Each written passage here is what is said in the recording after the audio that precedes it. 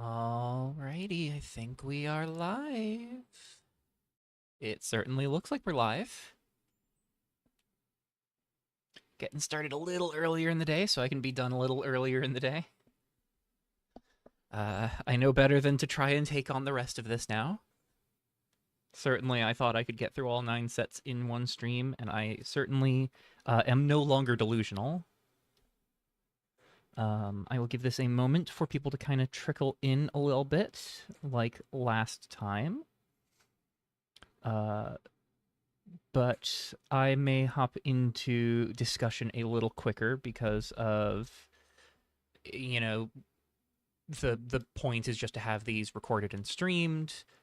Just realized I forgot to make sure that the link to the stream was posted in the Custom Magic Discord, so definitely I will give this a moment to let people trickle in.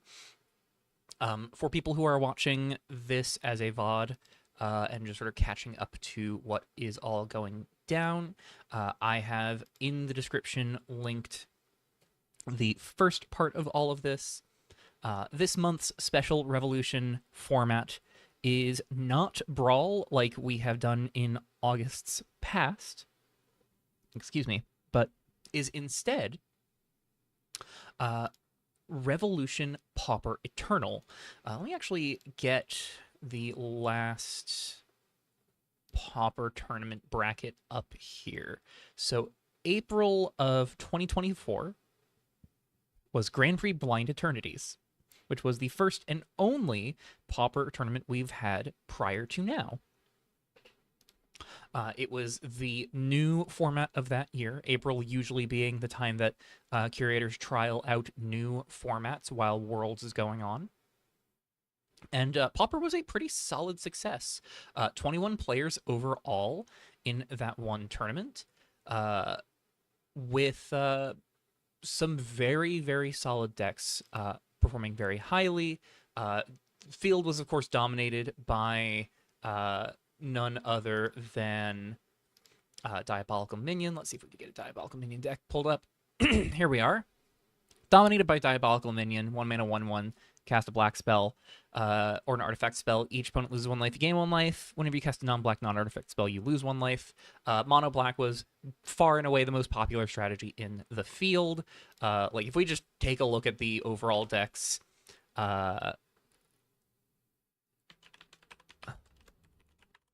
eight of 21 decks. That is over a third of decks in the field playing Diabolical Minion. Exactly a third on proper mono black. And I say a third on proper mono black because only 7 of these decks are mono black. I was playing blue black, specifically blue, so that way I could get away with Fracture Psyche in the main and Silence of the Drowned in the sideboard. And then blue also gave me access to playing Sheltered Slipway as a land that could push for an additional bit of reach.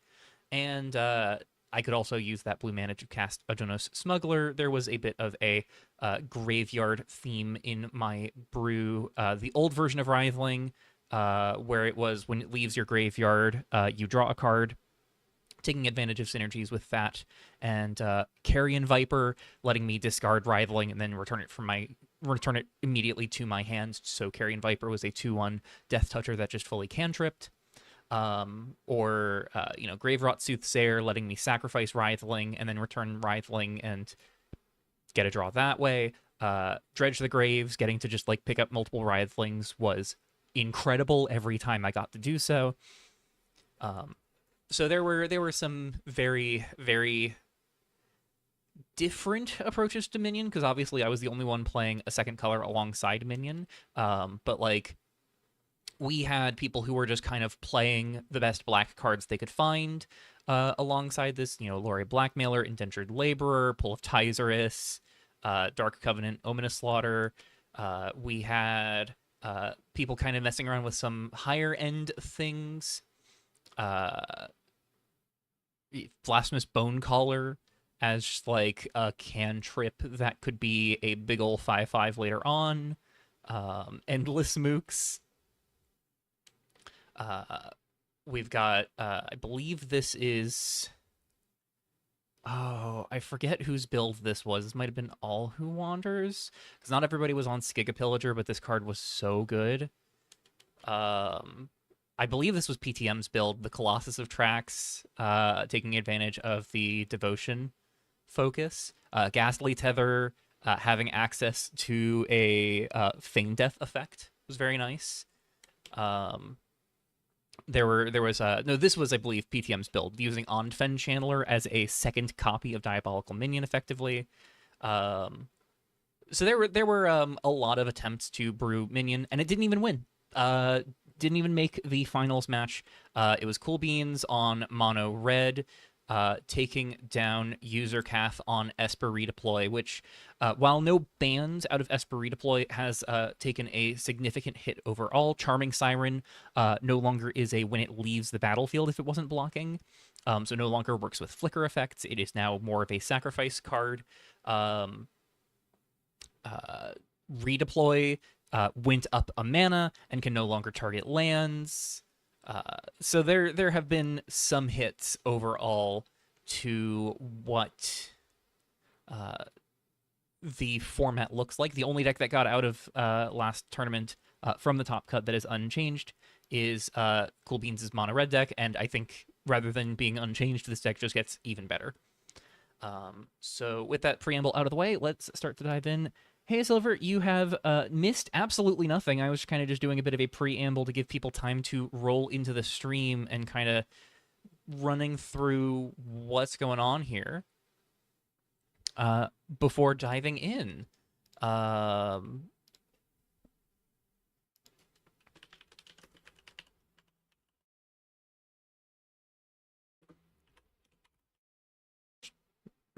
Gotta make sure Chip knows that we are starting with errors in the Weft, so that way she does not miss out on me hyping up what I think is probably the single most impactful new set for Pauper Eternal. I think, without a doubt, I think Errors in the Weft is one of the most important sets for Pauper Eternal that we have gotten. Already there has been so much chatter about Mnemologist, which we will get to. But even beyond some of the very, very solid spells that Errors in the Weft provides and strategies that Errors in the Weft supports, there is just the fact of the matter that Errors in the Weft has, yeah, Prov, you absolutely get it. The Shocklands alone are huge. The fact that Errors in the Weft has Shocklands at common, it was always going to be the most important of the new sets in Pauper. And those are far from the only thing Errors in the Weft contributes. So I'm going to try and pick up the pace a little bit from last time. That means I might not linger on some spells that might have something going on for them as much as I maybe should have, as much as I did last time. Because I've learned my lesson from last time. That was 3 hours to cover 3 sets and just cover their commons. I can't do that to myself again.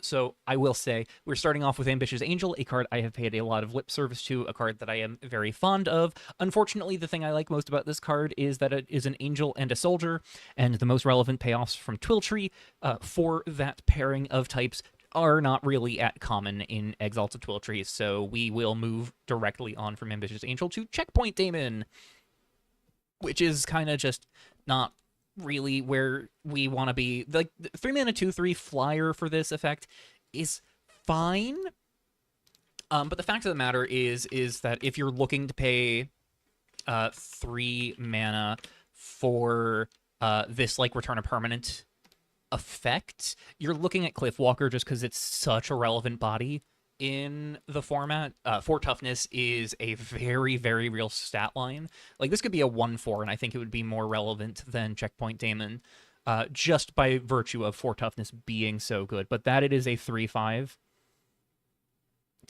is so important. I do not think it's just Plasma Strike, Silver. I think there are other commons in ERR that are worth looking at in white. Don't worry, we're going through the ones that I think are important, but trust me, we're trying to be as thorough as we can be while not piddling away all of our time on every single common that exists, focusing on the ones that I think are important. But it's not just Plasma Strike in white, trust me.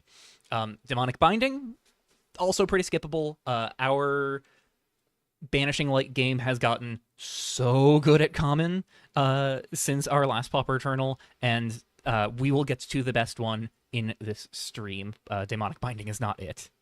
Download Courier is one that I think is absolutely relevant to keep an eye on. So if you are looking for things that create long-term value, Errors in the Weft has given us some of the singular best commons for doing so. Because one of the things that you really struggle to find a lot of at common are repeat triggered abilities. And Errors in the Weft has a cycle of, I believe, all 3 mana creatures that create a subroutine enchantment token that triggers every 3 turns.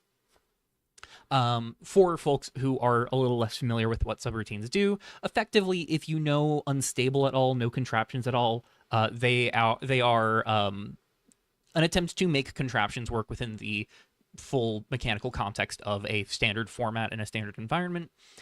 They're enchantments. They slot into program A, B, or C. At your first main phase, the next program runs all of its subroutines, so you run A first, then B, then C. If there are no programs in or if there are no subroutines in any of your programs, they don't run, so it doesn't have the day-night problem of official Magic. Yeah, I think it is as elegant as such an implication or implementation could possibly be, and Download Courier has a very, very good subroutine. 3 mana 2/2, not the most amazing stat line, but you are not playing this for its stat line. You are playing this because it will make you a 1/1 citizen every 3 turns, and the more times you can get this enter trigger, the more consistently you are just getting to gum up the board. We really do not have much in the way of like mass enchantment removal. I don't think we have any mass enchantment removal at common. And we do have some sweepers. These 1/1 tokens are not impossible to pick off en masse, but the fact that they just keep getting created over and over again will just create this inevitability engine where if your opponent cannot surmount this escalating board state that Download Courier creates, it will take over the game for you. There is a part of me that wants to call this the best creature in Errors of the Weft for Pauper. You might already know why I'm not doing so. We will get to blue. But Download Courier, I think, is just so, so good. If you are in a flicker strategy in white or a bounce strategy in white, I think Download Courier has to be in your 75 in some capacity. It is just a 1-card win condition. Like, if you get this card, your win condition just has to be making sure your opponent can't win from then on. Element Aesthete, I have seen some speculation on, and I do kind of understand why. 4 mana 3/2 flyer, Fabric, when it enters, you gain 1 life for each enchantment you control. If you have an ample amount of enchantments in play, this does gain you a lot of life. For folks not super familiar with Revolution, one of the things that I say very often is if you are familiar with how powerful artifacts get in official Magic, that is kind of where enchantments land for Revolution.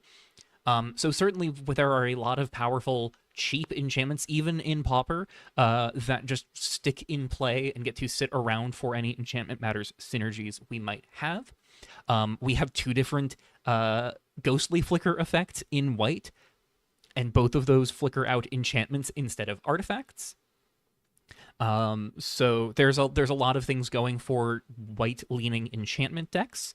And this can be a nice way to sort of pad your life total and pick yourself back up as you bleed out a lot. I am not too high on Element Aesthete, though, because it requires you to have a lot of things going right. You need to have more things just sort of spiraling in favor on your board, more enchantments sitting in play. If your opponent's able to sort of put you on the back foot, you might not necessarily have time to play enchantments that might be generating you value, and thus you might not have time to set up this gaining you quite as much life. Traxian, Strategos, and On-Fen Channel are just too much. I forget what Traxian Strategos is. Eternal, Traxian...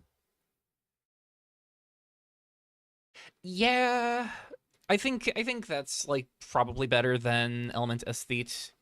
The flying is not nothing, I will say, but the 2 toughness does hurt quite a lot. And certainly on Fen Channeler, for folks unfamiliar. I did cover it very briefly, but on Fen Channeler, so good. Had Helia Eulogist in that slot. Robin Jackson, message retracted. Oh, I didn't see what that was, but I am going to hope that was good intentioned. Yeah, Helia Eulogist. We will not get to it in this stream, but I do understand why Helia Eulogist might be in the life gain stabilizing slot instead of Element Aesthete. But again, I did see some people speculating on it, so I did at least want to pay it a little bit of respect. Linked Hoversuit is a card I keep wanting to be excited about. 2 mana, equip creature gets +1/+1 and flying. It equips for 4, but 1 less for each enchantment you control. If you can get to 4 enchantments, this being able to just give any of your things +1/+1 flying is nice. I think the thing that kills this for me is that we have had we had Nadu combo before Nadu combo existed in official Magic. The payoffs for Nadu combo are not at common, and those also got nerfed because we had a free equipment before Linked Hoversuit. Best stabilizing card in the format, hands down, is Waiting in Twiltrie. Yeah. Again, yeah, we'll get to Orith Cross Crusader. I want to like Linked Hoversuit. The equip for 0, if you can get Fabric that high, is so appealing to me, but I just don't think the payoffs for that really exist right now. And the ability of the equipment is certainly nothing to scoff at, but it requires so much effort to make it good, and the equip 4 at the baseline is so painful when it's not all coming together. Lumen Irregular is just kind of not the removal spell we're looking to play out of white in this set. We will get to it, but yeah, Lumen Irregular, not quite there. I do kind of like Mask. It is a combat trick that then gets to get some procedural value in the future. 1 and white subroutine. I explained how subroutines work, but not only are they tokens, they can also be cards. In this instance, it is a subroutine with flash. If you control an attacking creature, when it enters or runs, you give a creature +1/+1. Creature you control +1/+1 and indestructible for the turn. I don't think it's one of our better combat tricks, but it's the only one of our combat tricks I can think of that truly gets long-term value in being able to guarantee attacks can happen safely. We have better combat tricks, better pump spells, especially in other colors, but certainly I don't think this is awful. I would not be like if someone did register like 1 or 2 copies of Mask, I would not be like stunned. As someone who just did a Celestia aggro run, this card's not worth it at all. All right, I'll trust you there. Not a teletype. We do have a cycle of basic land cyclers, plane cyclers. We do have typed duels in Pauper Eternal, so these can get typed duels. I don't think that's enough to make them super relevant. Even as far as like these are things that we could put in the graveyard for reanimation effects, we have better things to reanimate that can self-put into their graveyard. We talked about this last stream, but let's just pull it up. Vishanki Ambassador, if you're looking for a land cycler to reanimate, I think Vishanki Ambassador is just where you want to be instead. So unfortunately, I think seeing why Lifelink Teach Indestructible Trick is better, and even that didn't make the cut. Yeah, that seems understandable. But yeah, so Vishanki Ambassador, not quite going to be falling to something like not a teletype. Plasma Strike is that like probably undisputed best white spell in Eras in the Weft, even with Download Courier, just because this is such a good flexible removal spell. 1 mana, deal 3 damage to a creature. 3 toughness is such a key break point for so many things. A lot of the better creatures in the format are trying to avoid being at 2 or less toughness because of Fashion Temples of Flesh. And Plasma Strike gets around people trying to push 1 toughness above that break point, which in turn, between Plasma Strike and all of the good red burn we have that deals 3 damage, has kind of put 4 toughness as the premium spot in the format for larger creatures. We do, in turn, of course, have ways to deal 4 toughness creatures getting dealt with. We will get to a red card in this set that can help solve your 4 toughness creature problem. But Plasma Strike is just one of the better removal spells we have picked up. And it's not the only incredible white removal spell we have picked up that we'll talk about in this stream alone.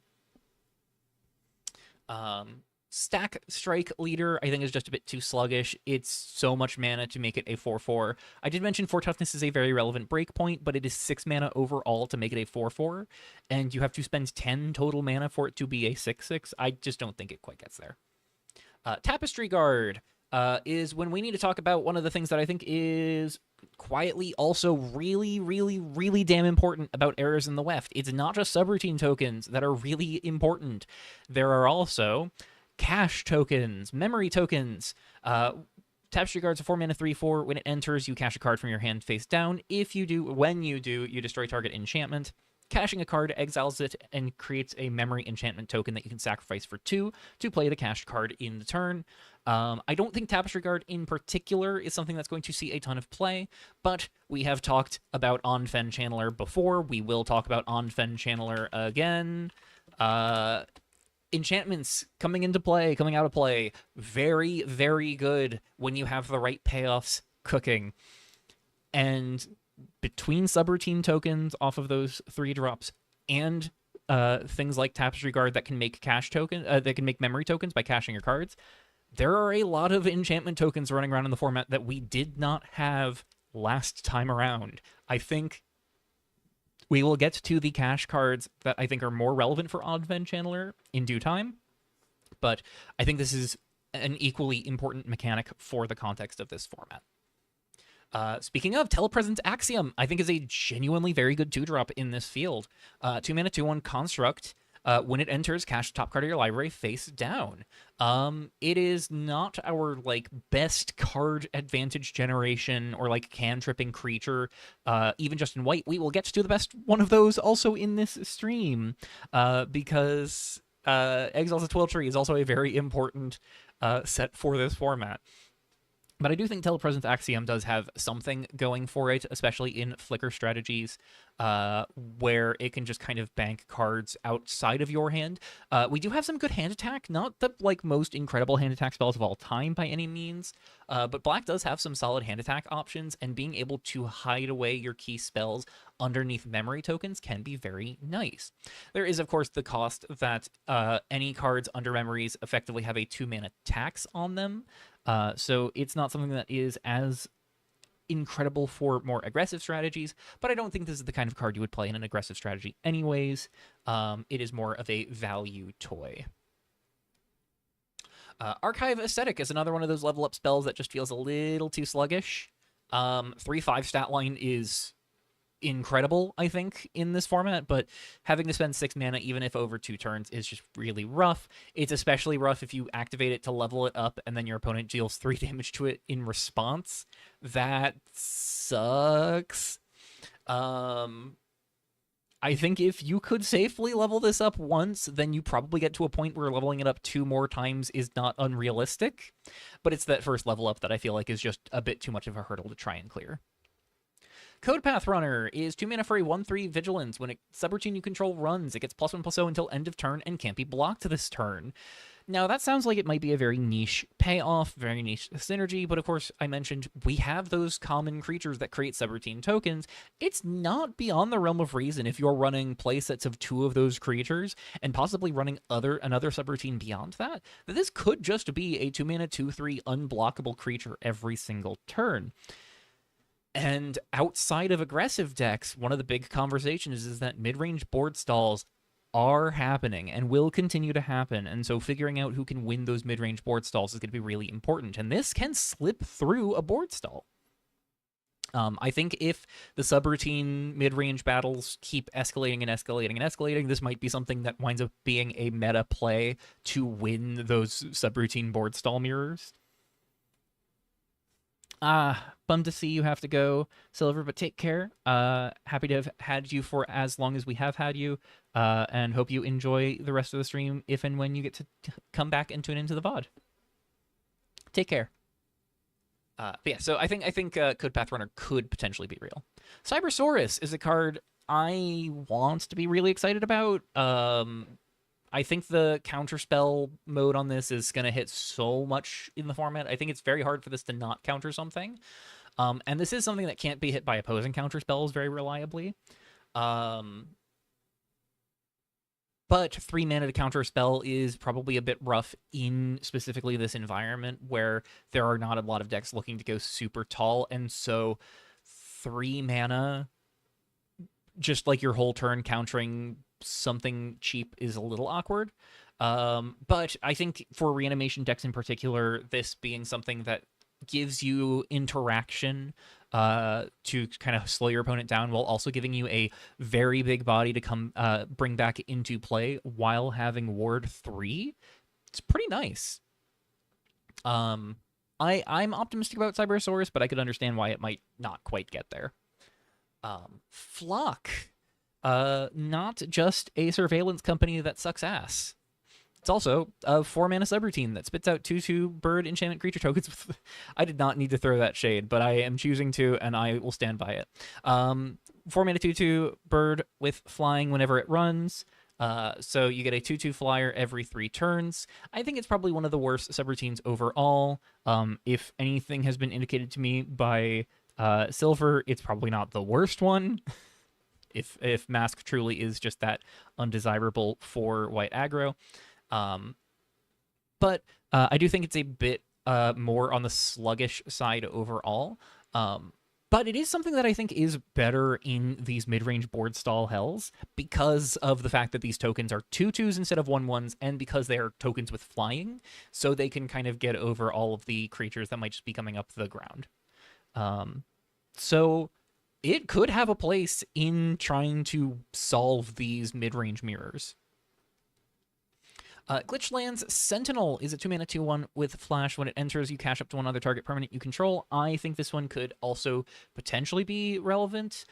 Certainly, I think it is more appealing in the kind of decks that might want something like a Cliff Walker that lets you like pick up your permanents and then replay them. Hello, Pocket Sharks.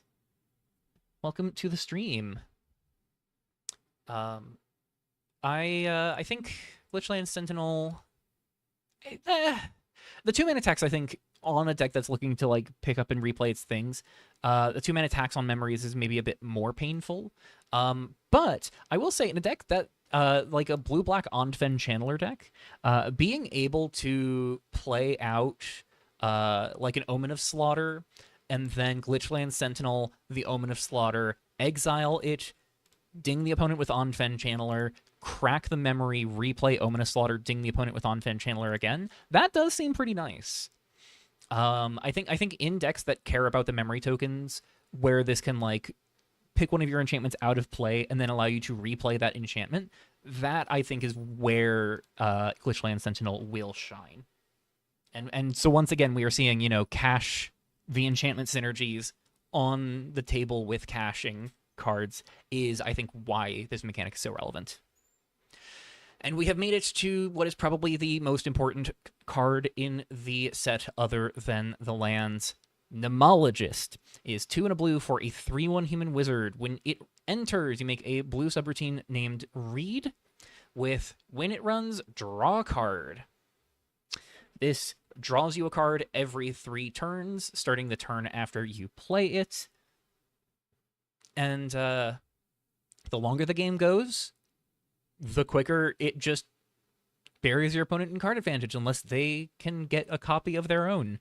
One of the things that I think has been the most interesting about this card is watching people talk about how matches have devolved into this taking over the game and pushing the game so long that they've had to start getting rid of their own subroutine tokens to not deck themselves. Very interesting bit of tension. But I also have seen 1 or 2 people calling for this potentially getting nerfed and or even banned going into the proper GP, and I kind of understand why. This is a very distinctly brutal card advantage engine for Pauper Eternal in particular. It is just the kind of thing that buries the opponent if they're not ready for it, where the only real liability to Mnemologist in the meta on like a glance is just that this does not solve the aggro problem.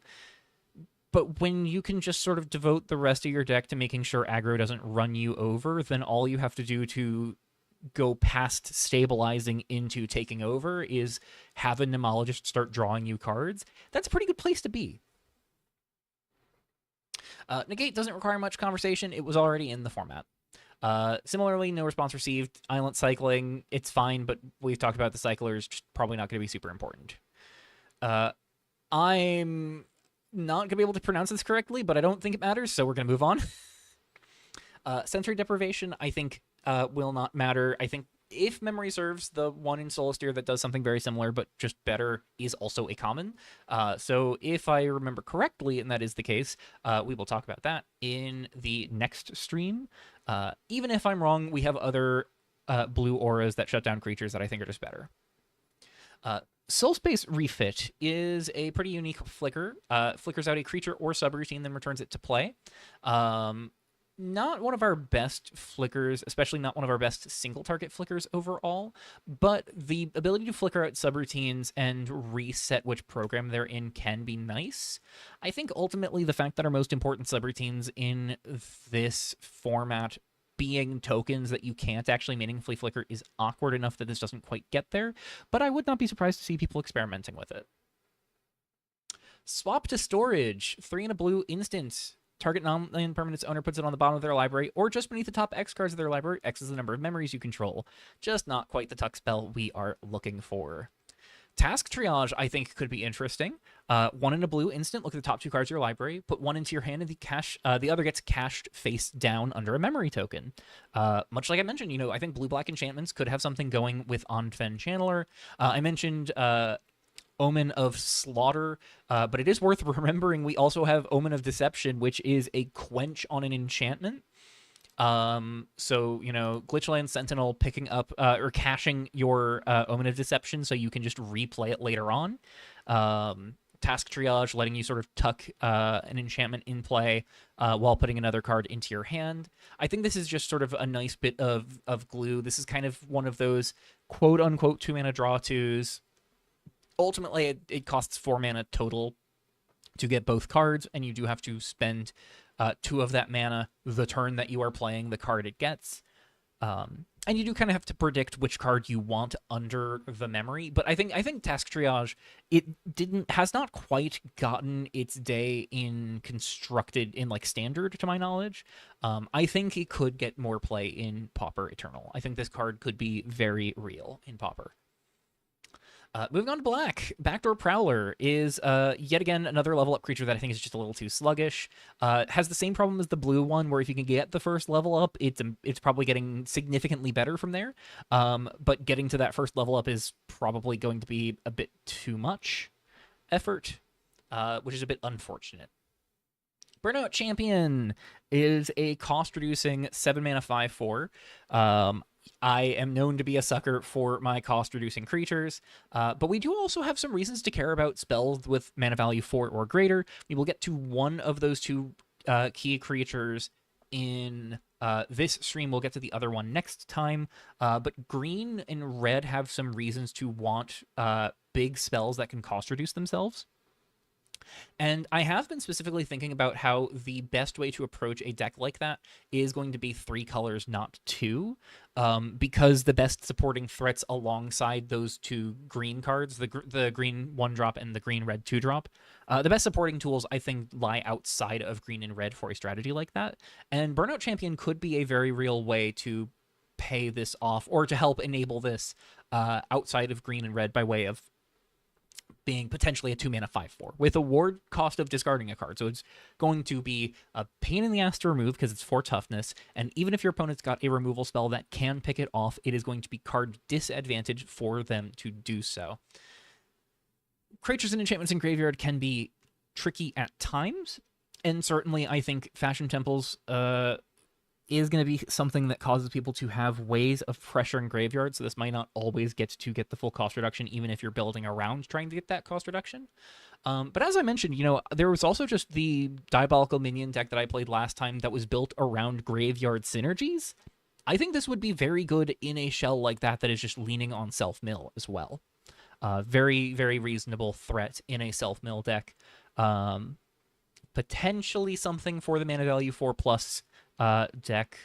We will have to see. Carefree Mortalist is one of the cash cards that I'm a bit more dubious on, but I think it could have some real potential. 2 mana 2/2. When it enters, you mill 3 cards. Then if you have something in play that is higher mana value than it, so something mana value 3 or greater in play, you can cash a creature card from your graveyard. So the tricky part here is just that I think an on-fen channeler deck might not really have a ton of 3 mana permanents. Nemologist comes to mind as certainly a 3 mana creature that you would be looking to play in an on-fen channeler deck, in like a blue-black channeler enchantments deck. And Mortalist would be very solid there, but I'm not too sure you'd want it in the main, and I do think we have enchantments that are better at picking up creatures than Carefree Mortalist. So it's kind of like on the fringe for me, but I could see it getting some experimentation here and there. Deadweight is a card I have seen people get very excited about, and I hate to be the bearer of bad news, but I actually don't think Deadweight is especially important, and that is because of Dishonor. Dishonor is 1 less power reduction, but it exiles the creature if it would die, and we do have some creatures that can kind of cause trouble when they end up in the graveyard. For creatures with 2 toughness, Dishonor is just far and away the better of the two. The important distinction between Deadweight and Dishonor in terms of power reduction really comes online when dealing with creatures with 3 or more toughness. And I think in either of these cases, having to Deadweight or Dishonor a creature with 3 toughness or more does just kind of feel bad. I will say, I think in the case of like dealing with something like an Orith Cross Crusader, Deadweighting that to make it a 2/2 is a lot better than having to make it a 3/2. So certainly there is room for Deadweight to matter.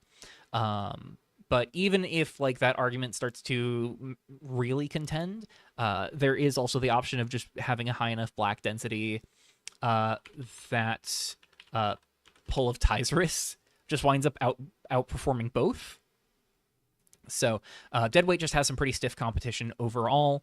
I don't think Deadweight actually winds up mattering too much, but certainly it is not something that is bad to have access to by any means. Draconic Dungeoneer is another one of these cost-reducing mana value 4 or greater creatures. 3/5 flyer for 3 if you have a creature with a level counter on it. Is so close to being good. The downside is just that I don't think we have any good creatures with level up at common. And so Draconic Dungeoneer really suffers for that. If we had good, cheap leveling creatures at common that like leveled up early enough, this being a 3 mana 3/5 could be really good. But it's probably not going to be. Dropped Polygon, same problem as the other land cyclers. Forced Shutdown is solid sideboard tech, if nothing else. A way for black to deal with enchantments is always nice.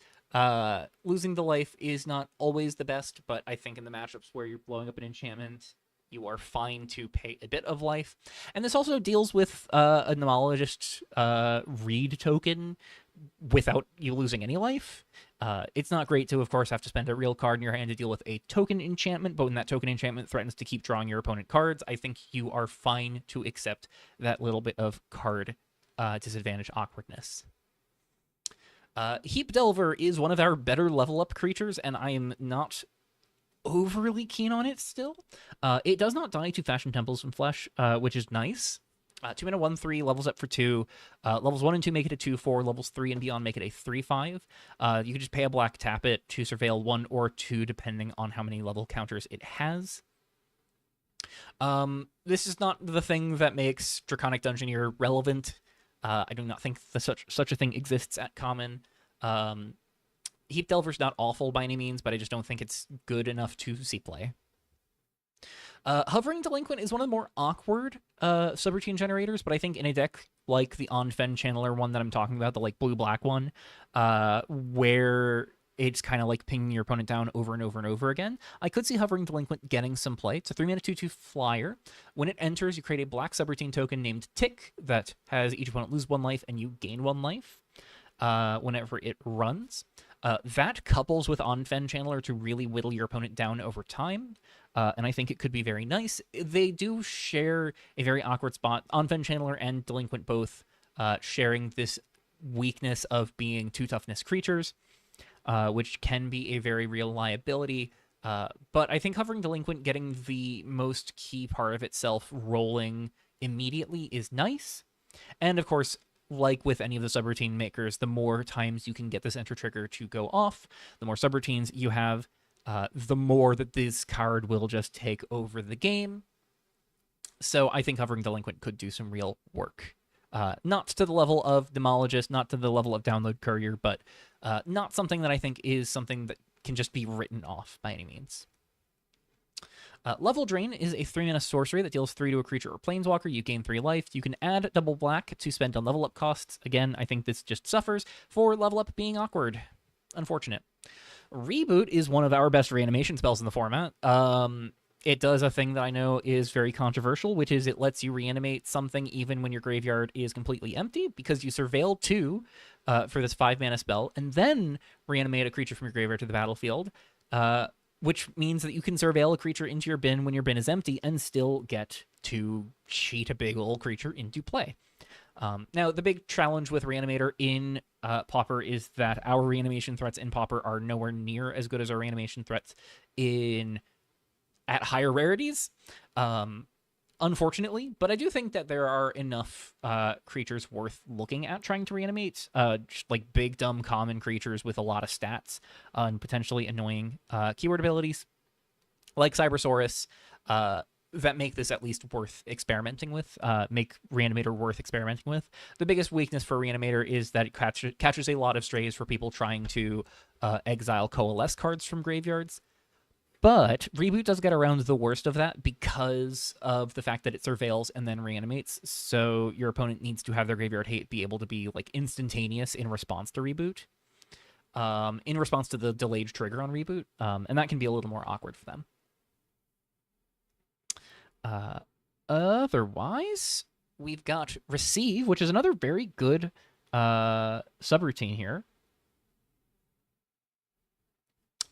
Receive is going to surveil 2 for you whenever it runs. You can pay 2 life and sacrifice it to draw 2 cards. If you have a deck that starts to skew more graveyard leaning but still wants some of these enchantment synergies, I think this is a very, very nice way to bridge the gap.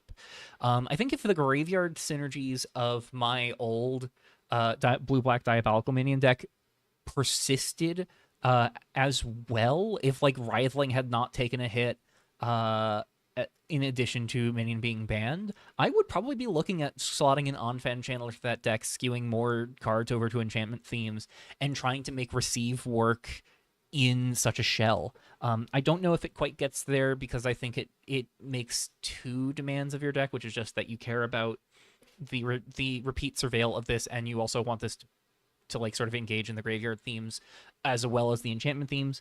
It's also just like, it's a reasonable draw too. I don't know. I feel like it's not quite exactly what we'd be looking for out of a card advantage spell in Pauper Eternal for black in particular.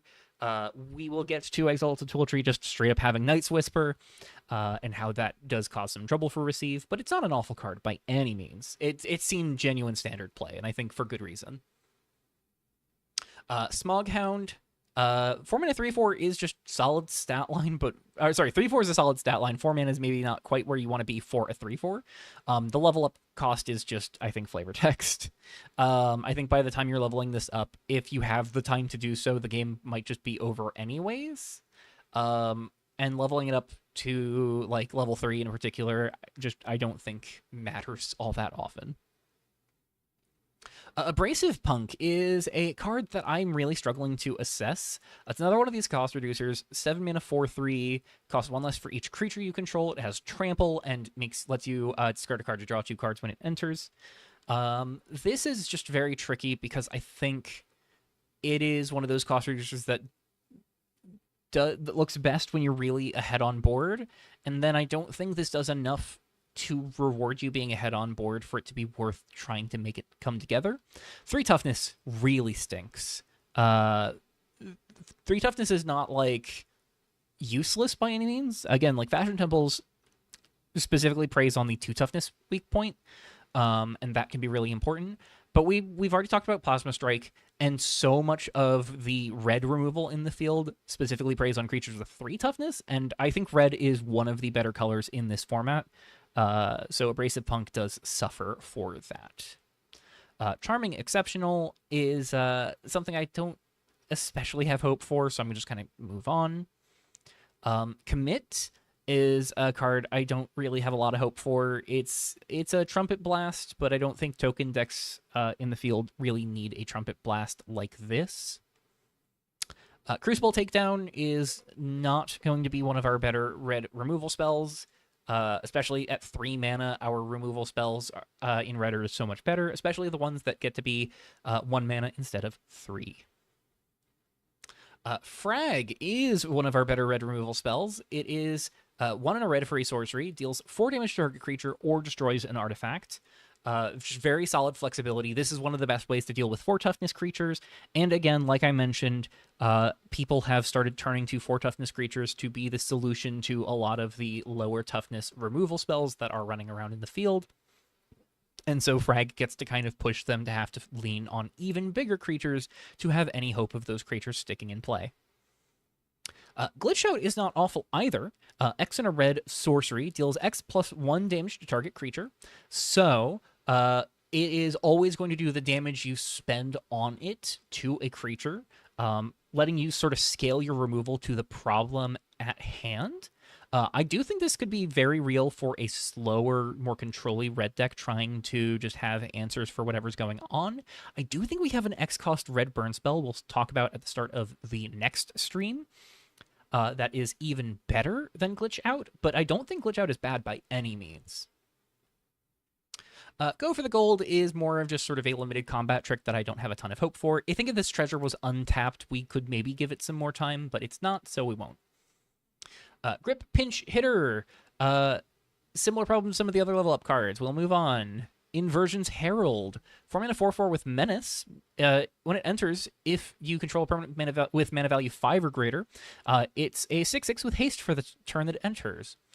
Don't think that especially matters. Segmentation Fault. I don't know why my brain processed Segregation Fault. I'm glad it's Segmentation instead.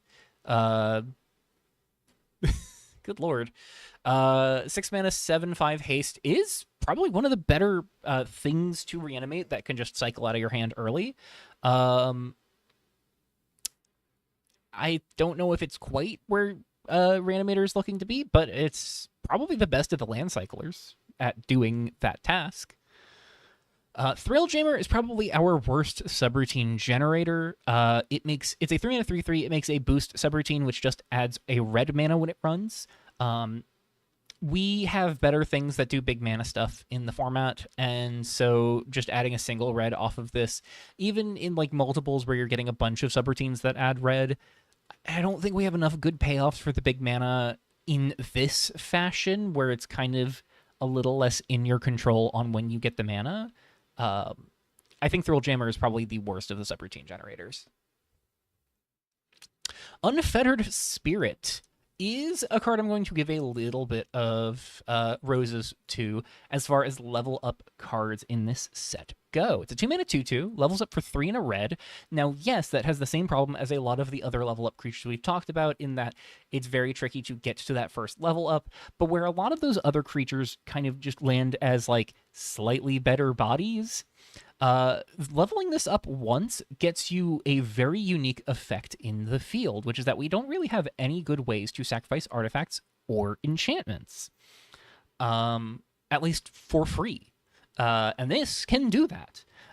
So I've paid a lot of respect to like a blue-black On-Fen Channeler deck, but one of the other things that we have alongside On-Fen Channeler, let's see if I can remember it off the top of my head. I can't, but I can remember the set.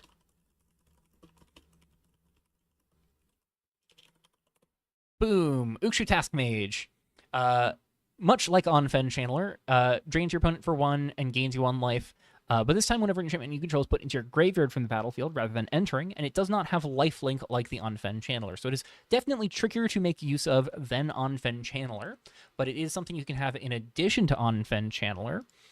And if you just have a bunch of enchantments sitting in play, you can level up the Unfettered Spirit, sacrifice all those enchantments to make it even bigger than a 4/4, so you can just absolutely bash your opponent's brains in with this card. And then Ukshu Task Mage can also drain your opponent for each of those enchantments you're sacrificing. Now, is that going to be the most reliable plan in the world? Probably not. I don't know if Unfettered Spirit is enough to make a black-red enchantments deck come together, but it's something to keep in mind. Again, it's a very unique effect as far as what we have access to. Web Surfer is our other subroutine payoff card. 5 mana, 5/3, costs 2 less if a subroutine ran under your control this turn. When it dies, cast top card of your library face down. I think this is our lesser subroutine payoff. The 3 toughness, again, very awkward. It does replace itself when it dies, which is nice, but 3 mana for a 5/3 that needs to die to get you anything more is awkward. And that is assuming it gets to be a 3 mana 5/3. The number of subroutines that you can have in play on turn 2 to run on turn 3, a bit more few and far between.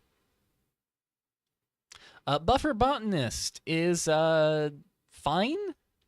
It's definitely one of the more passable level up cards, and I say this knowing full well that it is 21 mana to make it a 9/9, and 9 mana to get a 6/6.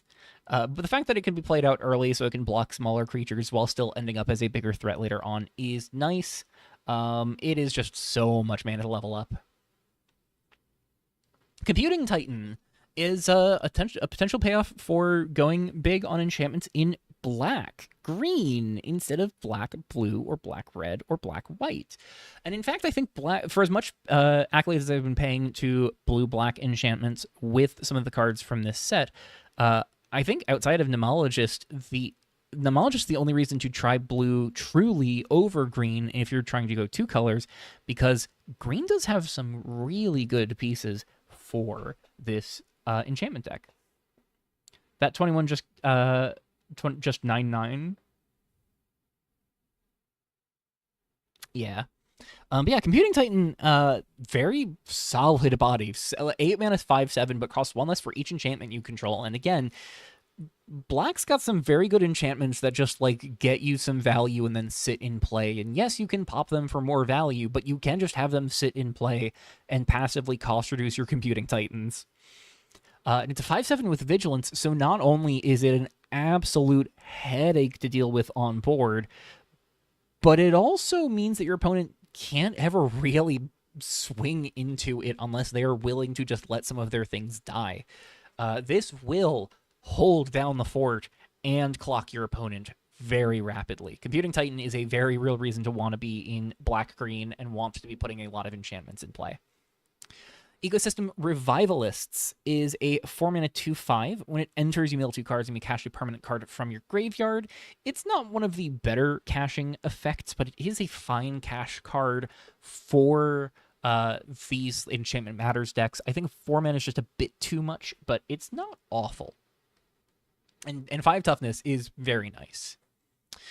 Fault Injection is, I think, suffering the same problem as a lot of the other cyclers.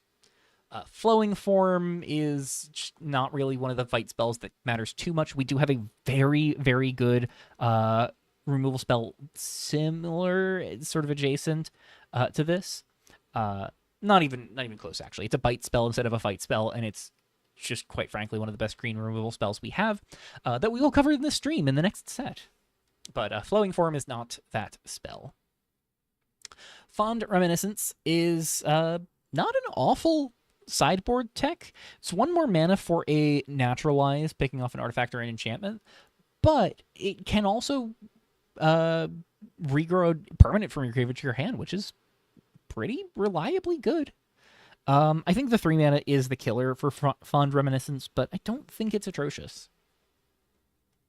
Garbage Collector is another one of the cards that I think is really good. 2 toughness is certainly a liability at times. But 2 mana 2/2, pay a green, tap and sacrifice an artifact or enchantment to cast the top card of your library face down. Only as a sorcery. Say, hey, you know all of those black enchantments that I mentioned that just kind of sit and play after you get the most immediate value out of them? What if you could turn those into additional cards from your deck? And what if, in the process of getting those additional cards, you also had Onfen Channeler and or Ukshu Taskmage trigger? Yeah, Garbage Collector is sick. I've paid a lot of accolades to Nomologist and to Download Courier. I think Garbage Collector is the 3rd best creature in this set for common. I think this card just does so much to transform your resources into more resources. And does so at such a reliable rate while engaging in one of the best synergies, one of the best synergy packages, I think, in the format, just consistently well. I really, really like Garbage Collector.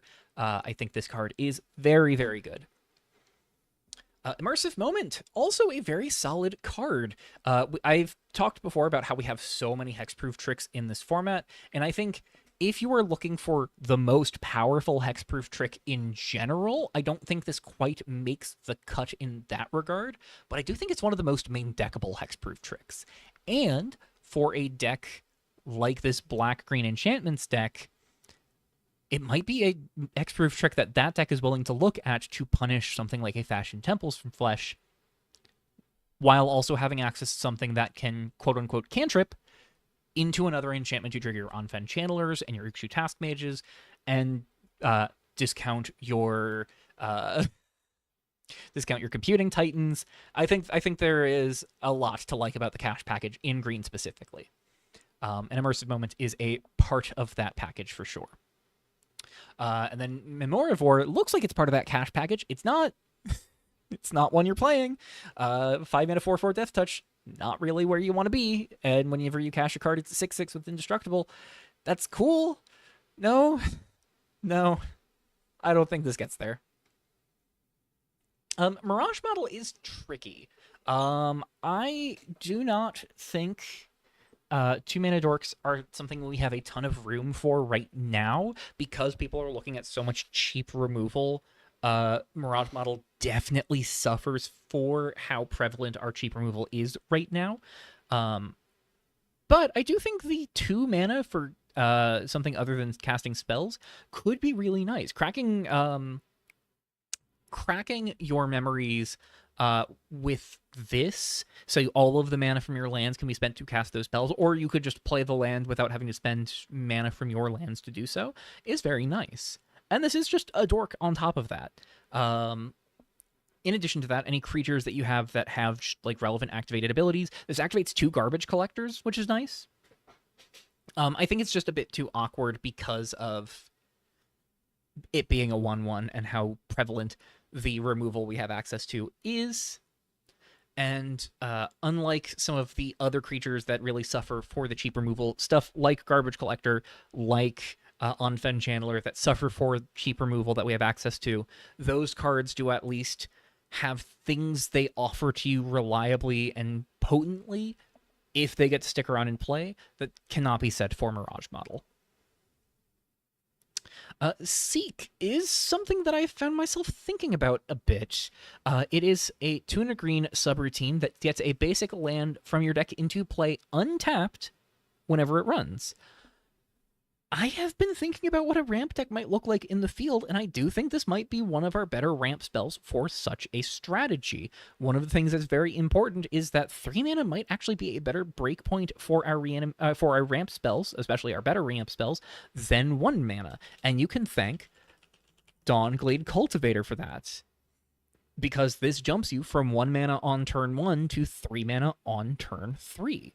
Now, of course, this does have the requirement of having 3 lands in your hand or 2 lands in your hand on turn 1 and top decking the 3rd land, because this is card disadvantage, ultimately, to get the ramp out of Dawnglade Cultivator. But I think that is a small price to pay to really leap ahead on mana.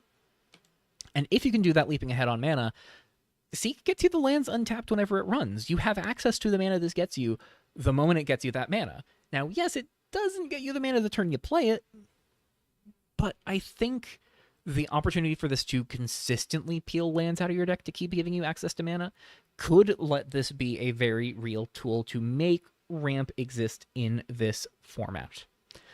Certainly, I know there has been conversation about some of our land destruction spells in the field and how we might have potential for a red-green land destruction deck trying to leverage some of these effects.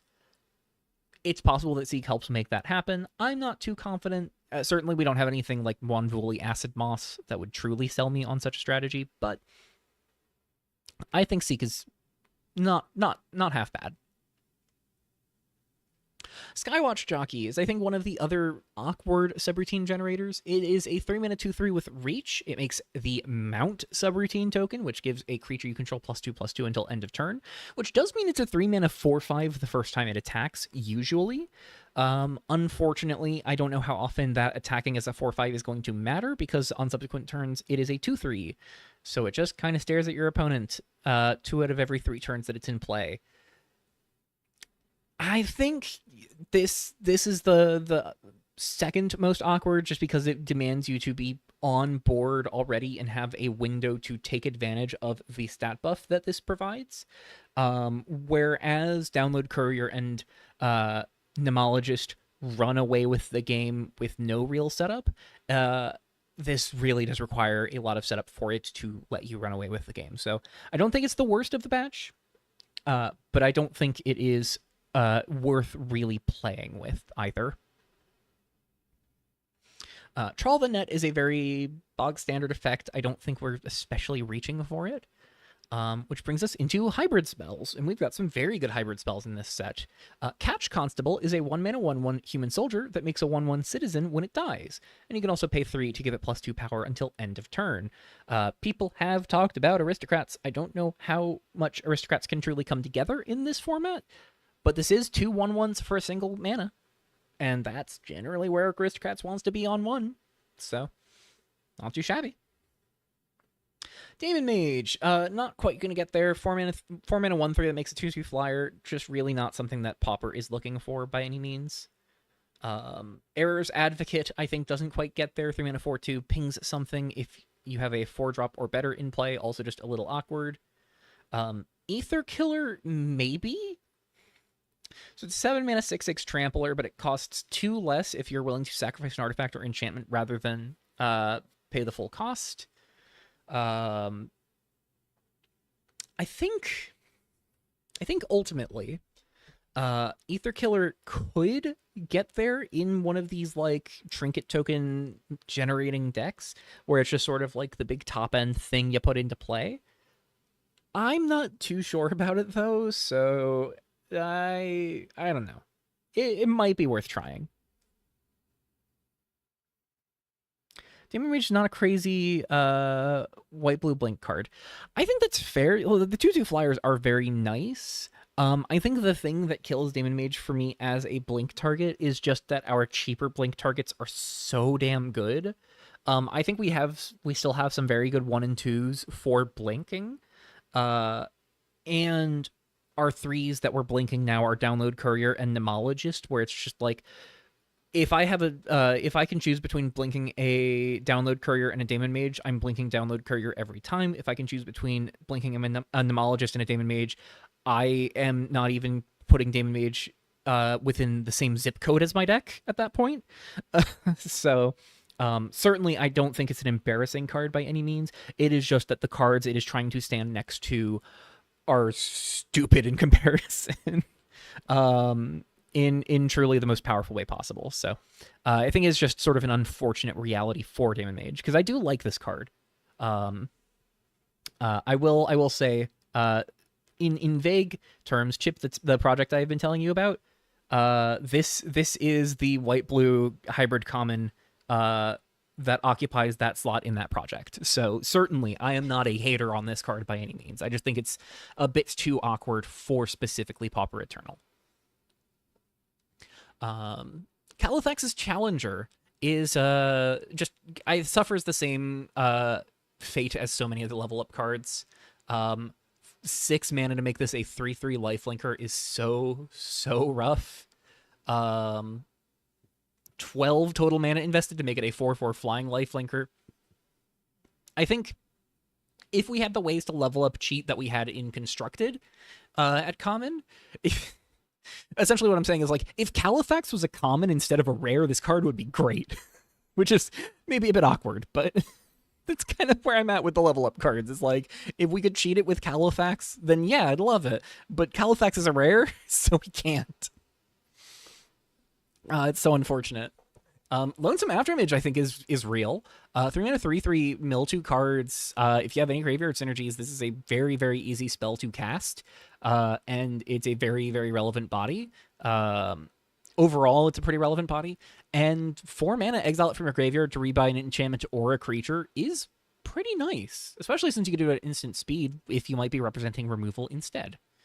If you don't find a window to use the removal, but this is in your graveyard, you can just rebuy something instead as the game starts to go long. I think this is a very, very good card. I think people have been experimenting with, like, what black-green midrange might look like in this field. We've obviously got a 4-drop to talk about later in this video in black and green. Or, sorry, in this stream in black and green. Lonesome Afterimage, I think, slots into a shell like that pretty comfortably. I like this card a lot. Loop is the only 2 mana subroutine I can think of that is worth really giving some assessment to. Because we have that, like, 5 mana 5/3 that can be 3 mana if subroutine runs. This enables that 5/3, but then you're giving up the value of Loop the turn that it runs the first time, unless it hits that 5 mana 5/3. And even then, do you really want to play the 3 mana 5/3 with this? I don't think so, but I don't think this needs that to be good. It's double blue-red hybrid. When it runs, exile the top 2 cards of your library. You may play one of them this turn, and it is at this time that I need to type in rarity common Devotion, because this is double Devotion for a 2-drop that sits in play and generates card advantage. So Leonin Phalanx doesn't matter, Marble Philosopher doesn't matter, Mentor of the Docker Isles doesn't really matter for this. Thassa's Caress, maybe. It's a protection spell that can cantrip if your devotion to blue is 3 or greater. This might be something where that's relevant. Eidolon of Empty Thoughts, maybe, not really. You're not really activating this typically. Monstrous Challenge, not super relevant. So why does Devotion matter at all? Colossus of Trax is why Devotion matters at all. This card is silly. 5/5 Menace for a lot less than 7 mana almost always. If you're playing a mono blue or mono red deck, Loop is 2 Devotion towards helping justify something like Colossus Trax in your deck. It is something that sits in play and generates card advantage over time, like a Nemologist. Now, it does not do so while also putting a body in play like Nemologist, but it offers more selection. I think I have wanted to try and figure out what a Devotion deck outside of black would look like in this field. The best incentive for Devotion outside of black is Colossus of Trax. There are good reasons to be green Devotion. Centaur Mentor is very solid. Obviously, like Pull of Tizers, Nurture the Future are great. There are the reasons to be black Devotion still. Like White's Devotion incentives aren't amazing. Colossus of Trax is the reason to care about Devotion, to me. 5/5 Menace, such a real body in this field in particular. And this is a value engine at common, which we only have so many of, that discounts your Colossus of Trax by 2. I really like Loop. I think it does a lot for Colossus of Trax, and I am going to be trying to figure out how those 2 cards can come together, because my goodness, do I like Loop, and I love Colossus of Trax. So that I think is a pairing I will be exploring at least a little bit. Phantom Interrupt, another card I really like. It is a cantrip. Surveil 1, draw a card for 2 mana that can't be countered by traditional counter spells. So if your opponent's trying to deny you from finding relevant spells, they can't stop this from finding them. So they've got to save those counter spells for those relevant spells. Realistically, it's just like, it's an easy way to weave this into the mana that you're spending turn by turn. And then it's a 7/7 that you can reanimate later on. And it's very much one of the reanimation threats, with like air quotes, That is, I think it's one of the least embarrassing reanimation threats as far as things you could be casting for their full mana cost, because it is a 7/7 flash. Like, this thing comes down at your opponent's end step, and then they just their jaw just kind of drops. They're just kind of left scrambling to figure out how they deal with the 7/7 that they weren't expecting you to untap with. Now, of course, GP, open deck lists, they'll kind of know that you're on this card, but it's just one of those looming problems that if you ever make it to 7 mana, your opponent will have to be ready for it. And it works so nicely with a lot of the graveyard, like, reanimation themes anyways, both by being something you can discard and put into your graveyard, and for its surveil, enabling further graveyard fueling effects as needed. And this could put another reanimation target into your graveyard alongside it without you having to discard that other card. Request Handler is something I don't have a ton of faith in, but I know some people have expressed some exploration thoughts about it. 3 mana 2/2 that gives a creature you control +X/+X when it enters, where X is the number of enchantments you control. That will always be at least 1 because it is an enchantment creature itself. I'm not super optimistic, even with some of the enchantment value that I have been hyping up. I think it is not quite where you want to be, but I will not deny that playing this in like a green-black enchantments deck, where this can target on-fen Channeler and make that like a 7/7 lifelinker for the turn, is pretty damn appealing.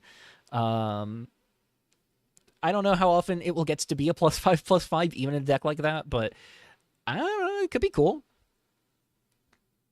Super User is so damn good. This is one of the cards that helps slot directly into the aforementioned black-green deck. 1 mana 1/2. When it enters, cast the top card of your library face down. You know how I've been talking about enchantments being like blue-black or green-black? This gets to be in both decks. It just gets to be in either version of the strategy without any trouble. I love Super User. I'm gonna make the take here. I think this is my favorite riff on Thraben Inspector in custom Magic. Like, it is so simple for a Thraben Inspector riff, but the colors it is in work so subtly and perfectly with what kinds of colors and decks might be trying to engage with these themes. It's perfect. Burgeoning Consciousness suffers the same problem as so many level up cards. It's a 4/4 at least, so base rate it's a 4 mana 4/4 that won't crumple to every removal spell, but it's not quite where you want to be, I think. Common Laser Sword is, I don't think, very important, unfortunately. Geometry Stabilizer I have found myself thinking about a bit, because this is 2 mana 1/3 that gets a memory into play, and that memory is hiding a basic land. So guarantees you a land drop if and when you need it, if you're willing to pay 2 for that land drop.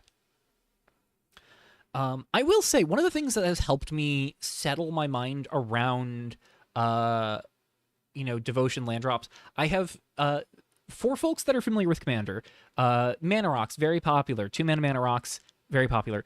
Anytime I play a game of Commander where I miss a land drop the turn that I am playing something like a Talisman or a Signet, I tend to refer to those turns as, I didn't miss my land drop, I just had to pay 2 mana for it.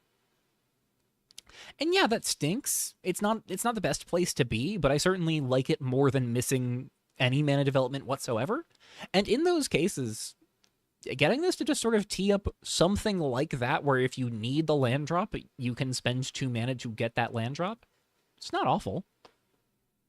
I don't know if it's something you're looking to main deck necessarily, and certainly it's not a sideboard card, so that might be something you kind of struggle with, but I don't think this is awful.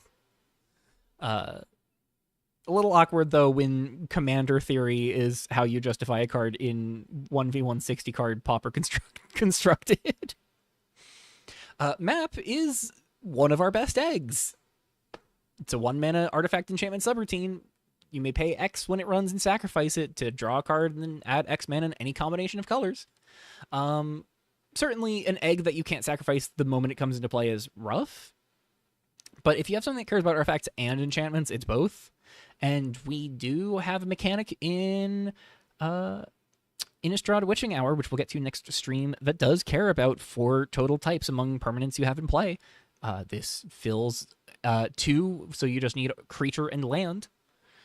Unfortunately, I don't know if any of those said effects are Pauper relevant, but we'll get to Innistrad next stream, so we'll see. Prototype Warform, 3 mana, 6/5 with 3 stun counters on it is rough. But you can blink it out. One thing that I didn't pay a ton of respect to when I talked about the fact that we have 2 white displaces, 2 white ghostly flickers in the format, and I've seen some people get some experimentation with, is the fact that we have... Let me just do mana value greater than 3. We have some bless creatures that you can really scam out in Pauper, namely Doctrine Ship Crusher. 7 mana, 6/6 with Hexproof. When it enters, you may bless target creature, and that blessing is 2 mana aura enchant creature gets -4/-0 and loses flying.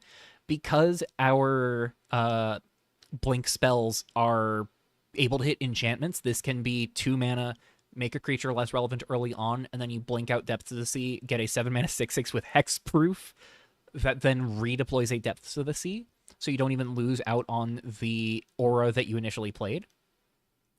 Certainly a thing to keep in mind with some of these blink strategies.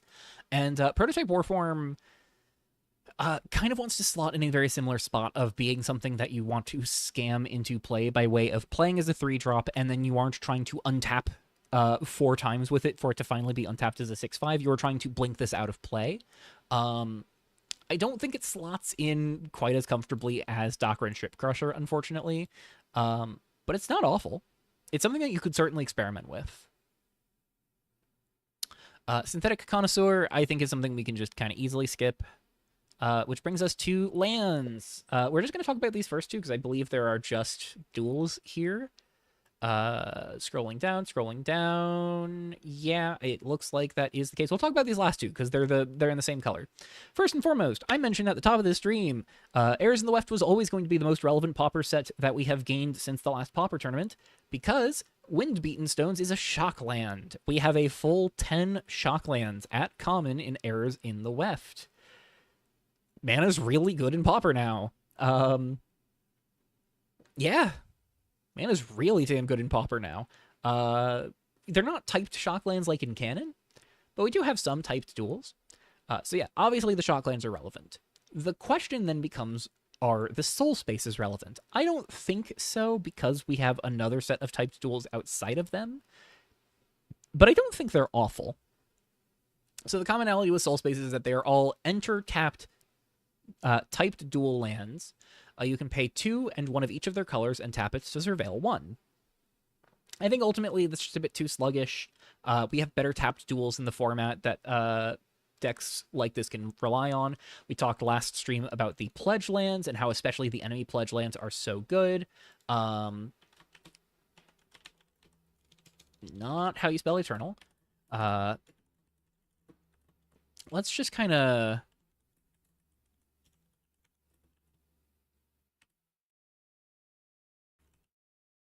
Let's just kind of do this. So we talked about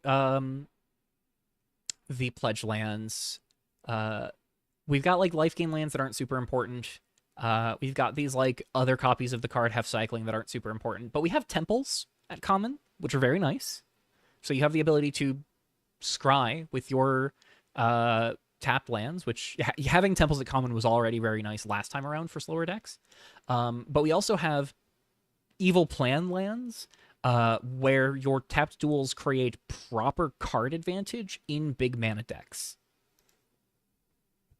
And that is pretty important. One thing I'm noticing here, am I crazy, or is there like, there's a land that's missing in here? There is.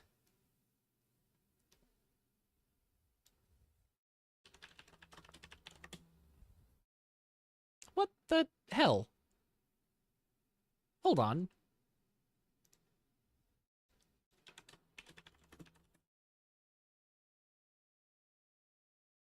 Oh, not Oracle SVG, expansion SVG. What the? Am I misremembering what set these are from? Hold on. Sorry, this is bothering me now. Grand Prix Directory. Blind Eternities, my deck, Sheltered Slipway. That was a Sphere Guard land. Its type is land. That's why. We also have these as tapped duels. You might be thinking of the CYB lands, which are not in all color pairs. No, I was not thinking of the CYB lands. I was thinking of the Sheltered Slipway cycle, reverse of the life gain lands. Each one loses 1 life when they enter. I was pretty happy with this in my blue-black deck last time around. There were moments where it was awkward, but I still think I was overall pretty glad to have them.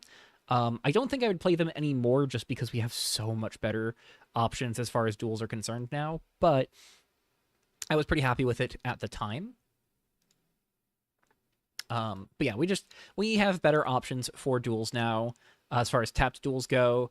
I think the existence of Glacial Base and I think the existence of the Evil Plan lands and the existence of the temples does kind of hinder the soul spaces overall, unfortunately.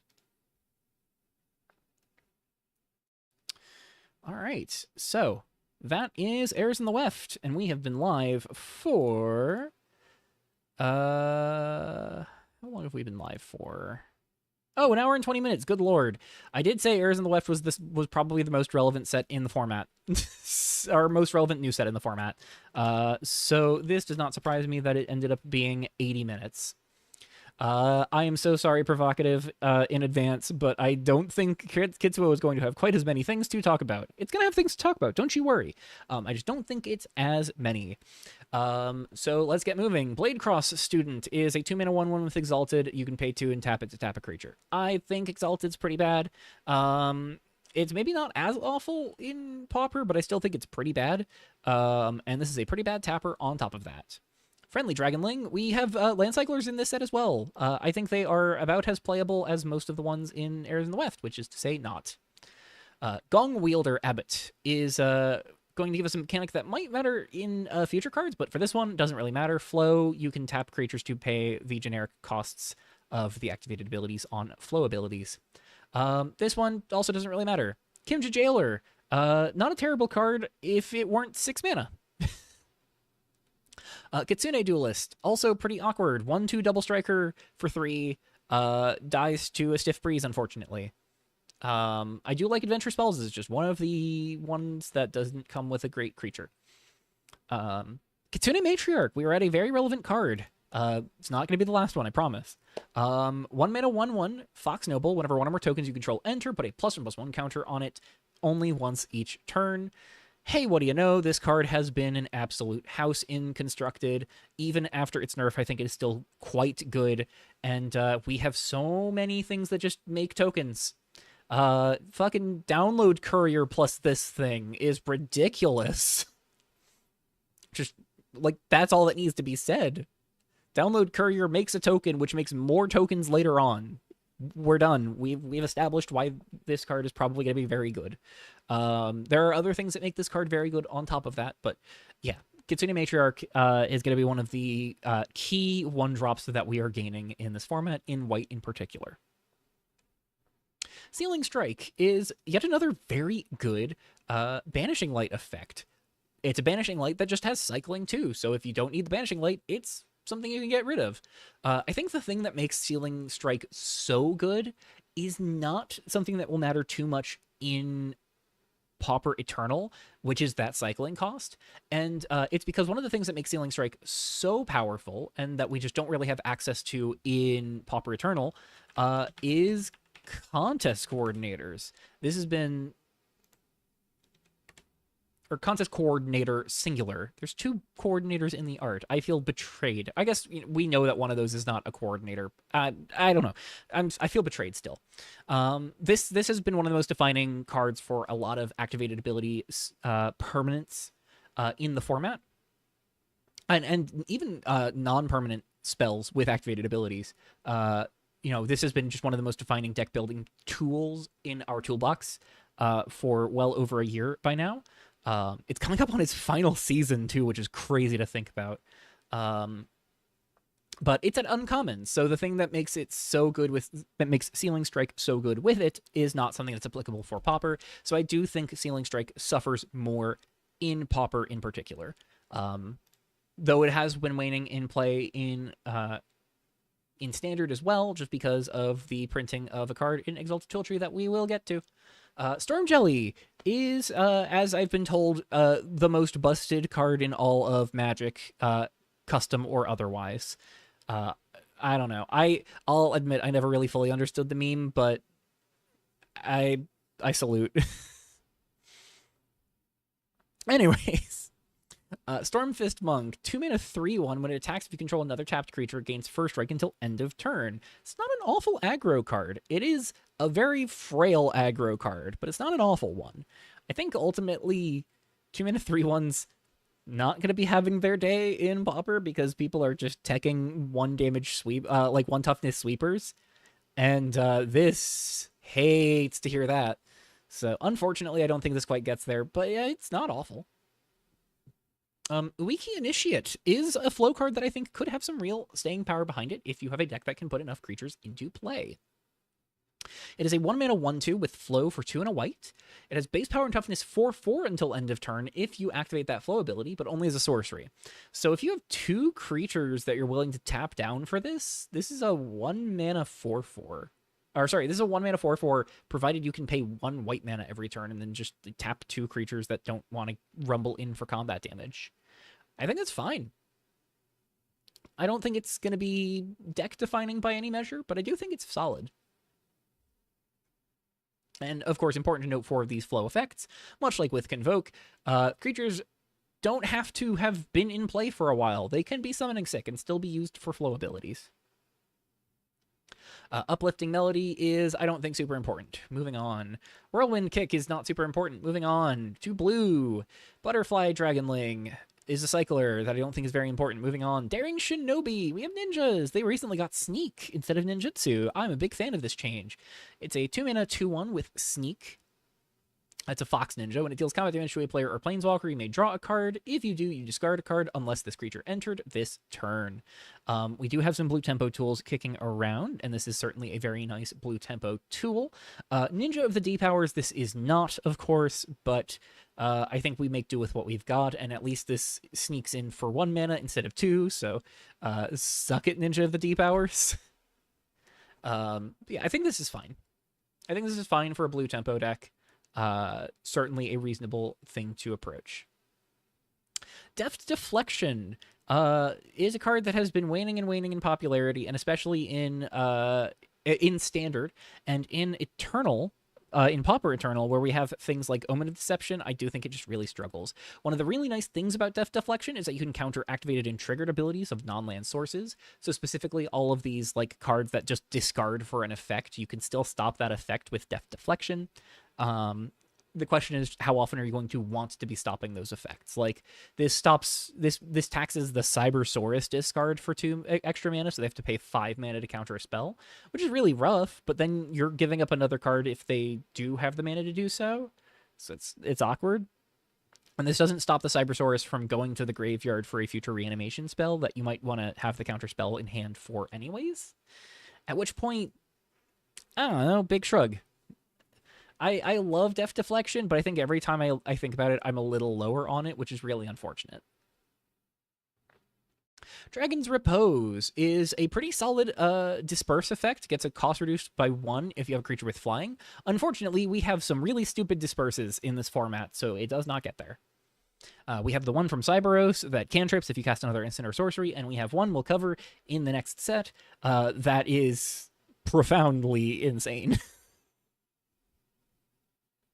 Elope is really good. 5 and a blue for a sorcery. Costs 4 less if its targets are owned by different players. Return up to 2 target non-land permanents to their owner's hands. Cycles for 2. So this is town ain't big enough at sorcery speed. And you can cycle it if it doesn't matter. Yeah. Again, I mentioned the mana value 4 or greater deck that's looking for spells that cost more than 4 that you can cheat the cost on. I mentioned in the Heirs and the Weft discussion that there's possibility of that being a Jund deck. The more realistic angle is that it winds up being a Teamer deck because Elope is so damn good. And it's just one of our better cost-reducing spells because you can like just reset one of your opponent's things while picking up something cheap that you played for additional value. What a shocker. This effect is good in official Magic, and it's going to probably be pretty good when it sees play in Pauper Eternal. Expert Blade Work is a card I have felt a little awkward about.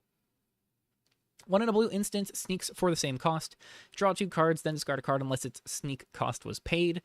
If you have creatures you really actively want to be picking up, this could be really good, but you are sacrificing damage to do so, which might mean you are closing out the game a little slower. It is for the reason of a card we will get to in Valir the Banished Isle in the next set, in the next stream, that I think really hinders Expert Blade Work overall, because we have a very similar card in Valir that just requires your opponent to have lost life to be 2 mana draw 2, and instead. But Expert Blade Work, not awful, I think just not really a tempo card. It's more of like a bounce card. And I think because we have things like Mnemologist, which are the card advantage generation of these like bounce and flicker decks, we really don't want to be looking to something like Expert Blade Work anyways. Ley Line Tuner, 2 mana 3/3 Defender. It can attack as though it didn't have Defender if you have another tapped creature.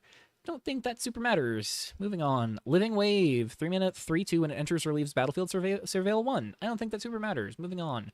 Moonblade Ninja, 3 mana 3/1. You can sneak it for 1 in a blue. When it enters, you may return another creature you control to its owner's hand. If you do, surveil 2. I don't think it's super relevant, unfortunately. I think it's one of our sneak cards that just doesn't really get there. So, moving on. Nerve Strike Disciple, 4 mana 3/2, makes a 1/1 with Vigilance when it enters, and you can pay 3 in a blue and make it unblockable for the turn. I think the 2 toughness is the killer here. Uiki Cloud Chaser, 3 mana 1/4 flyer. When it becomes tapped, surveil 1. If it isn't attacking, surveil 2 instead. And you can Wind Dance as its adventure before you play the creature to make something a 4/4 until end of turn. I think the Wind Dance being a bit too expensive and the body being a little lackluster is just a bit unfortunate, but it's not terrible. Veiled Branchstalker is 1 mana 1/1 with flying. Cycles for 2. When it enters, if a non-token creature you control left the battlefield without dying this turn, draw a card.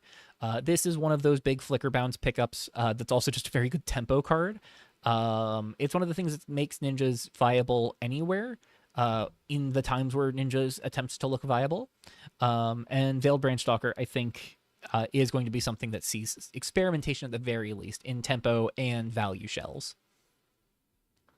Moving into black, we have a very, very relevant spell here. Dragon to the Dark. 1 in a black instant. Destroy target creature if it has mana value 3 or less, or if you've sacrificed a permanent this turn. Any permanent does not have to be non-land. We've got New Divide, which means we have a shock basic fetch that enables Damned for Dragon to the Dark, which is pretty good. Treasures enable Damned as well. Any sort of sacrifice themes enable Damned. I think Dragon of the Dark looks really good, especially because of how many creatures are sitting at mana value 3 or less that are important in this format. It's not our only really good black removal spell we're picking up to my recollection, but I do think it's one that I believe is being slept on. Obviously, Twilight Ambush is going to be a very important 1-drop that we still have, but if you're looking at 2 mana removal spells, I think Dragon to the Dark should be getting more credit than it is, I believe, currently getting. Duress, we already had in the format. Lesser Dragon is another one of those land cyclers that I don't think matters. Midnight Duo, I do not think especially matters. Ravenous Slaughterlord, I think, is almost there. It's a 2/2. It's just, again, the real killer there. It's a 3/3, or sorry, a 3 mana 2/2 that makes a treasure when it enters. Damned condition dings the opponent for 1 and gains you 1 if you sacrificed a permanent this turn. It's almost exciting, but just a little too little stat line. Resolute Notori is a 2 mana 1/1 flyer with Exalted. I have seen a little bit of chatter about this card, and I think as far as the Exalted creatures go, it's probably one of the best ones. I'm not convinced. That's where I leave it. I'm not convinced, unfortunately. But if you can make it work, then good luck. Sundering the Fleet's a real deal. Single mana, sacrifice an artifact or creature as an additional cost, draw 2. I mentioned, we've got a lot of 2 mana draw 2s in the format that are pretty good right now. This is our only 1 mana draw 2 that I can think of, and my god, is it a 1 mana draw 2. So many creatures that you are fine with sacrificing, so many artifacts that you're fine with sacrificing. This getting to be 1 mana draw 2 pretty reliably is so nice. big fan of Sundering the Fleet. Sunset Warrior has a relevant adventure. I mentioned 1 toughness sweepers are looking to be pretty important. 3 mana for that 1 toughness sweeper does kind of stink, but it is only your opponent's creatures, so this doesn't deal with your board at all, which is very nice. It then comes with a 6 mana 6/3 with Menace, which is something that could pretend to be a very relevant threat later on, unless they have any removal spell that hits this with a somewhat stiff breeze. It's a bit unfortunate. It can't be single blocked, but most things that are double blocking it will wind up killing it. Thousand Depths Cutthroat is not an incredible sack outlet, all things considered, but it's one of our better sack outlets, which is maybe a condemnation of where Aristocrats is in Pauper Eternal. 2 mana 2/2, you can pay 1 and sack another creature to give this a +1/+1 counter. It's fine, and that's pretty much where that ends. It's fine. Willing Acolyte is solid sack fodder. 1 mana 1/1. When it dies, deals 2 to each opponent, you gain 2 life. Very solid jump blocker against red decks in particular. You can also pay 7 mana to exile from your graveyard, and you get to deal 3 to the opponent and gain 3. If that's coming up, I think something might be wrong with the game at that point, but it's not terrible to have access to, so yeah. I think this is fine. Wretched Bargain is a card that has me thinking so desperately about how we could possibly get a Storm deck pulled together. We don't have enough cost reducers. We don't have enough good mana positive spells right now, but this is 2 and a black, draw 2, lose 2. If you sacrifice a permanent, you get 2 black mana back. So if you can cost reduce this twice, this is mana positive if Damned is online, and we do have other card advantage spells that generate treasures or gold tokens. So it's not beyond the realm of reason that this could be a legitimate package. It's just unfortunate that I don't think it's a great package. I don't think we have enough good payoffs, and I don't think we have enough good enablers. But we'll keep an eye on it in case that ever changes. Yokinzen Hermit is our last black card. It's a 4 mana 2/3 with Exalted, and it pings your opponent for 1 and gains you 1 if a creature you control attacks alone. I am so sorry, Provocative. I will never stop slandering the Exalted cards. We're going to move on. Blazing Kitsune is not something that seems super relevant. 4 mana 3/2 haste, put a counter on a thing, doesn't seem super relevant. Blood Cursed Ape, I think we just have a better version of this effect, unfortunately, because we have one in Valir that does not require you to have jumped through a hoop to deal 2 to the opponent. Blossoming Ocelot, 2 mana 1/3 revered. Having to pay mana for the revered ability is just awful, unfortunately. Face of Animosity is huge. This is Monstrous Rage. It just doesn't keep the creature just doesn't keep trample permanently. 1 mana +3/+1 in trample until end of turn, and the creature keeps a +1/+1 counter permanently. That's real nice. It's real good. Not much more that needs to be said.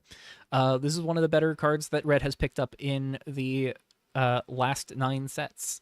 So certainly it is something that will make Red kill you even faster. Fall Upon Your Blade is one of the only fling effects we have. I don't think we have enough good things to fling, unfortunately. If we had like ATOG, if we had ATOG and a bunch of artifacts that like were actively feeding into an ATOG, yeah, we could do the ATOG fling thing that regular Pauper no longer can do because ATOG got banned. I don't think it would be that great here because of all of the reasons why that hasn't come together yet, but it's something you could pretend is possible. Hell's Boon, I think, is just a bit lackluster as far as our red removal goes. Not being able to go face is really awkward. The damned condition is kind of nice overall, but I think it just does falter a bit in terms of where our red removal is at. Knight of Kage is not a card that I think matters a ton for this format. Newborn Oni is kind of in a weird spot. It is one of 3 red creatures at 1 at common that we have access to that like makes a treasure when it dies. But this is the only one where you have to like makes a mana positive artifact when it dies. But it's the only one where you have to jump through a hoop in any capacity, so it can't just die without you having to do anything. You need it to have 2 power or greater. You can pay 1 life on your turn at a sorcery speed to give it +1 power until end of turn, but I think that just is making it look a little more awkward than the other options we have, unfortunately. Noble Kitsune is maybe the one revered card worth thinking about a little bit, in that your creatures with +1/+1 counters wind up getting haste if it's in play. I just don't think it's good enough, unfortunately. Excuse me for just a moment.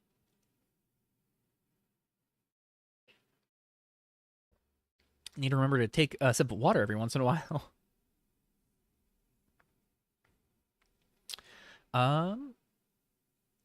Realm Delver Whelp is a mountain cycler. Moving on. Station of Sun's Radiance is a solid sideboard tool. Popping an artifact not always going to be as relevant as popping an enchantment by all means, and certainly if you're desperate for artifact removal, Frag is a very good option that is not just artifact removal.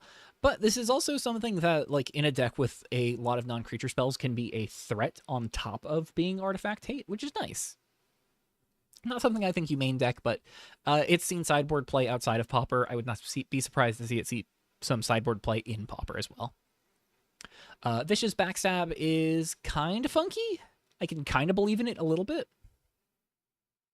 It is essentially 2 mana, discard 2 cards, draw 2 cards, with this being one of the 2 cards that you can discard.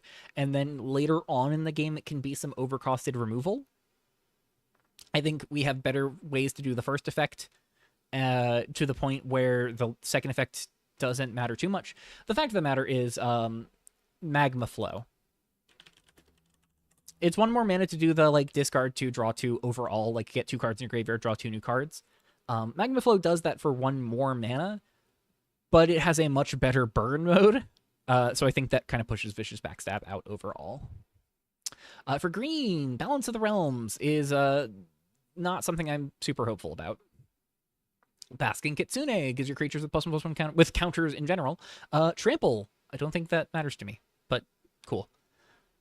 Brutal Throat Crusher is a 4-mana 3/3 with Sneak for 1 less mana, puts a counter on another target creature you control, and has that creature gain indestructible until end of turn when it enters. I don't think this is going to be very good in Pauper, unfortunately. Deadly Combatant did just hit deck lists today. 2 mana 2/2, Sharpened Fangs Adventure, single mana, put a counter on target creature, gains trample. Thumbs up. It hit deck lists today. Solid card. Gifts of the Kitsune is single target hardened scales, which is kind of crazy. And it cantrips on top of that. I think this is crazy good for experience. I think this is something that really helps put experience back on the map in a real way. Yeah, like there really is more that needs to be said. I think this is so good. There is an awkwardness where it's like if you put this on experienced creature, then the first time it attacks, it gets 2 counters. Second time it attacks, it gets 2 counters, then loses all 4 of those counters, which is a bit unfortunate because I believe it just loses all of its counters when it flips. But I think like those kind of decks where you are playing +1/+1 counter synergies, Gifts is going to be so good. Mapper's Wanderings. 3-minute enchantment that gets a land from your deck into play, and you can pay 4 mana to put a counter on a creature at sorcery speed. I shrug. Probably not playable. Mirage Form Shinobi, 2 mana 2/1 with Sneak for 1 mana. When it deals combat damage to a player, put a +1/+1 counter on target creature you control that doesn't have a +1/+1 counter on it. That only if it doesn't have a counter on it clause is what kills this card for me, unfortunately. I really want to believe in it, but it just does not quite get there. Momentous Strike, meanwhile, good lord. 1 mana sorcery, target creature you control deals damage equal to its power to target creature or planeswalker an opponent controls. If you're playing a deck with green creatures and you are wanting removal at 1 mana, and the removal that you're looking at doesn't quite get to where you're looking to be, like certainly mono green, this is going to be 4 of.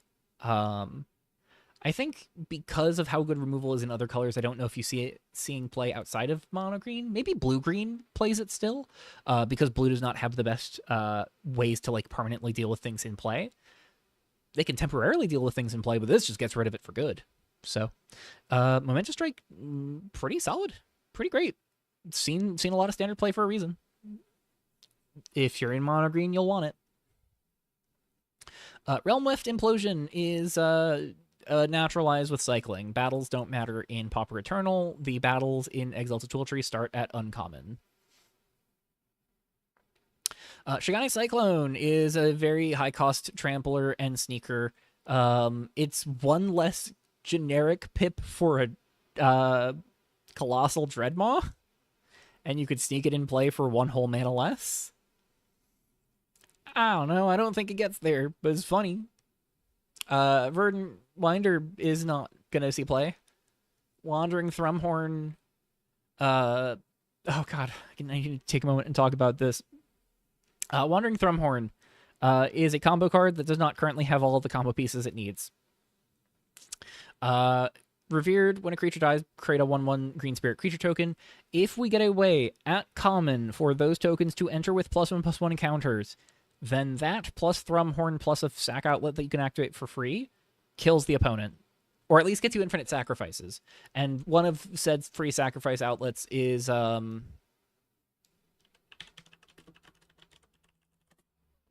Seductive Gorgon, which does just kill the opponent. So maybe someday that'll matter? Until then, this card's bad.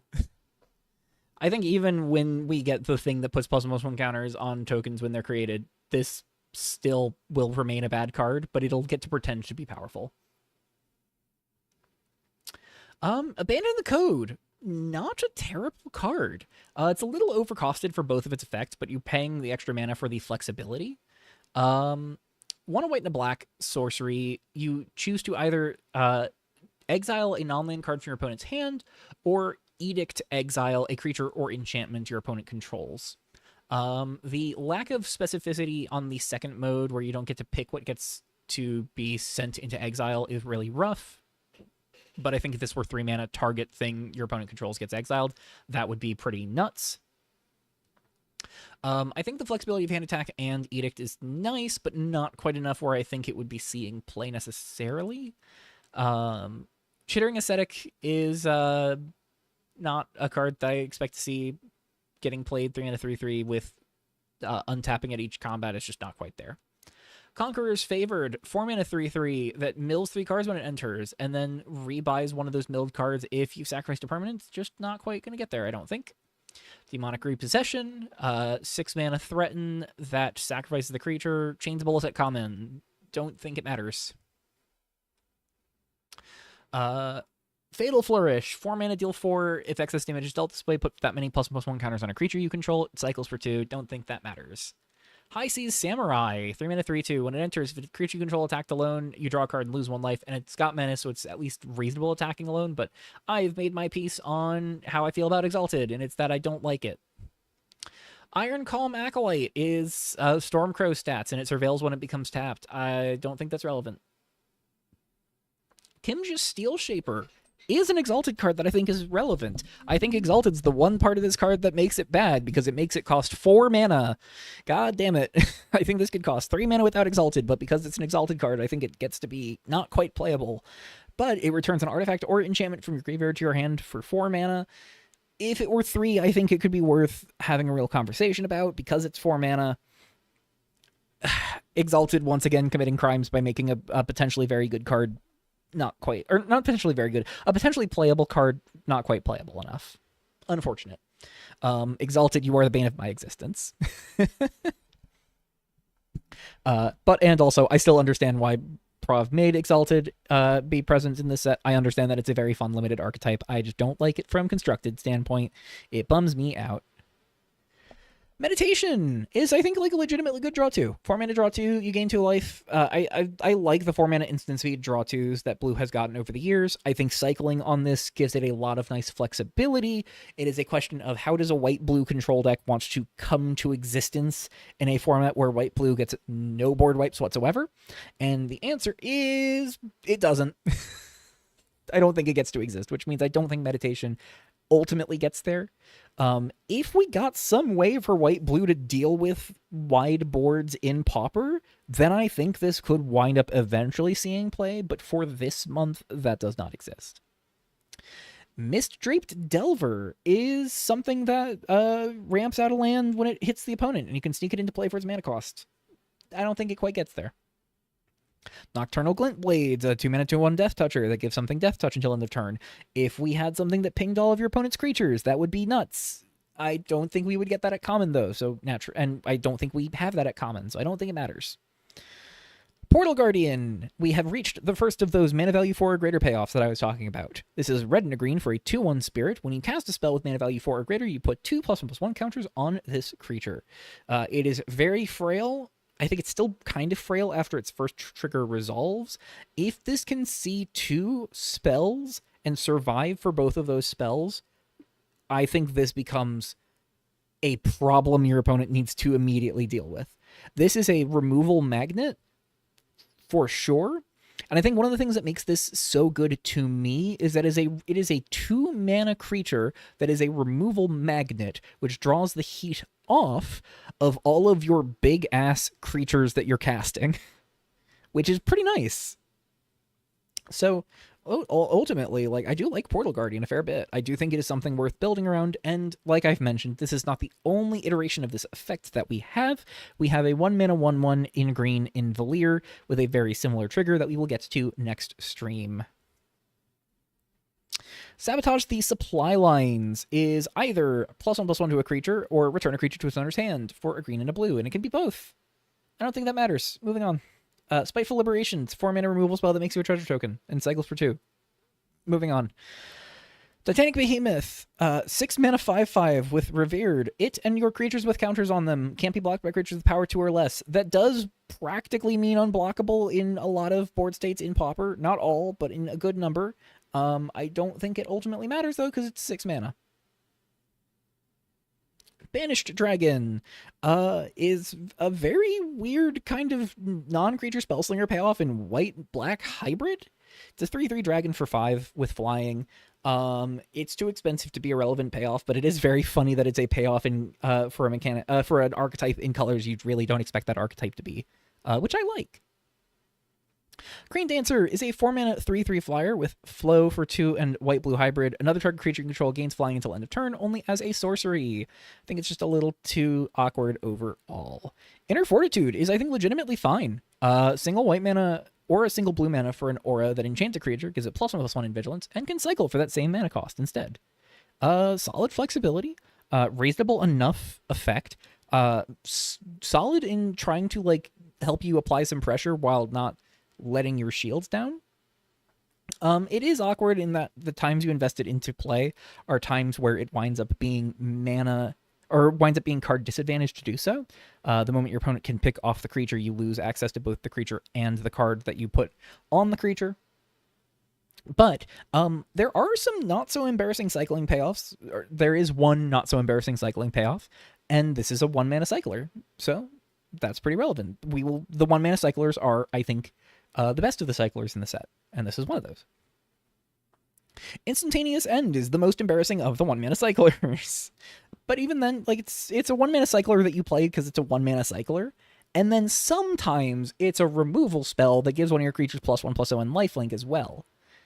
Do you care that it's a removal spell? No, it's a cantrip that gets to sometimes, on occasion, if you're really desperate, get to be a removal spell instead. But you're playing it because it's got cycling. Judgment of the Sation. Not an embarrassing cycler. It's a 3-mana, put a counter on a creature you control, and then it fights a creature you don't control. That's a little expensive for the effect overall, but you're not embarrassed to have it because the opportunity cost is you're playing a 1-mana cycler. And again, the reason you care is that it is a 1-mana cycler that gets to sometimes be removal. This is just a far less embarrassing removal spell than Instantaneous End, in my opinion. Make an Escape is a hexproof trick that gets to give any permanent hexproof. And if it's a creature, the thing also gets +1/+1 until end of turn. I don't know if it's exactly our best hexproof trick, but it is pretty close. And if you have any incentive to care about multicolored spells, then it is far and away our best hexproof trick. So, that's worth noting. Mask Thief is not our best 4-mana pick up a thing when it enters effect. It does draw a card. I'll pull up the one that comes to mind.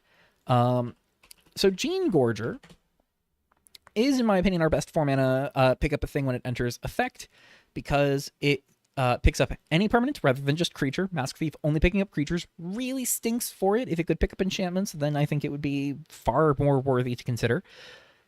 It doesn't. Gene Gorger does. The most important thing, Gene Gorger is a 4/4. Mask Thief is a 4/3. But Mask Thief does also draw a card if you pick something up, and it doesn't force you to pick something up, so it's not awful. I do think it doesn't quite live up to Gene Gorger, but it is not awful. Oni of Tongues, 2-mana 2/2. When it enters, if you sacrifice a permanent this turn, make a treasure token. It's fine.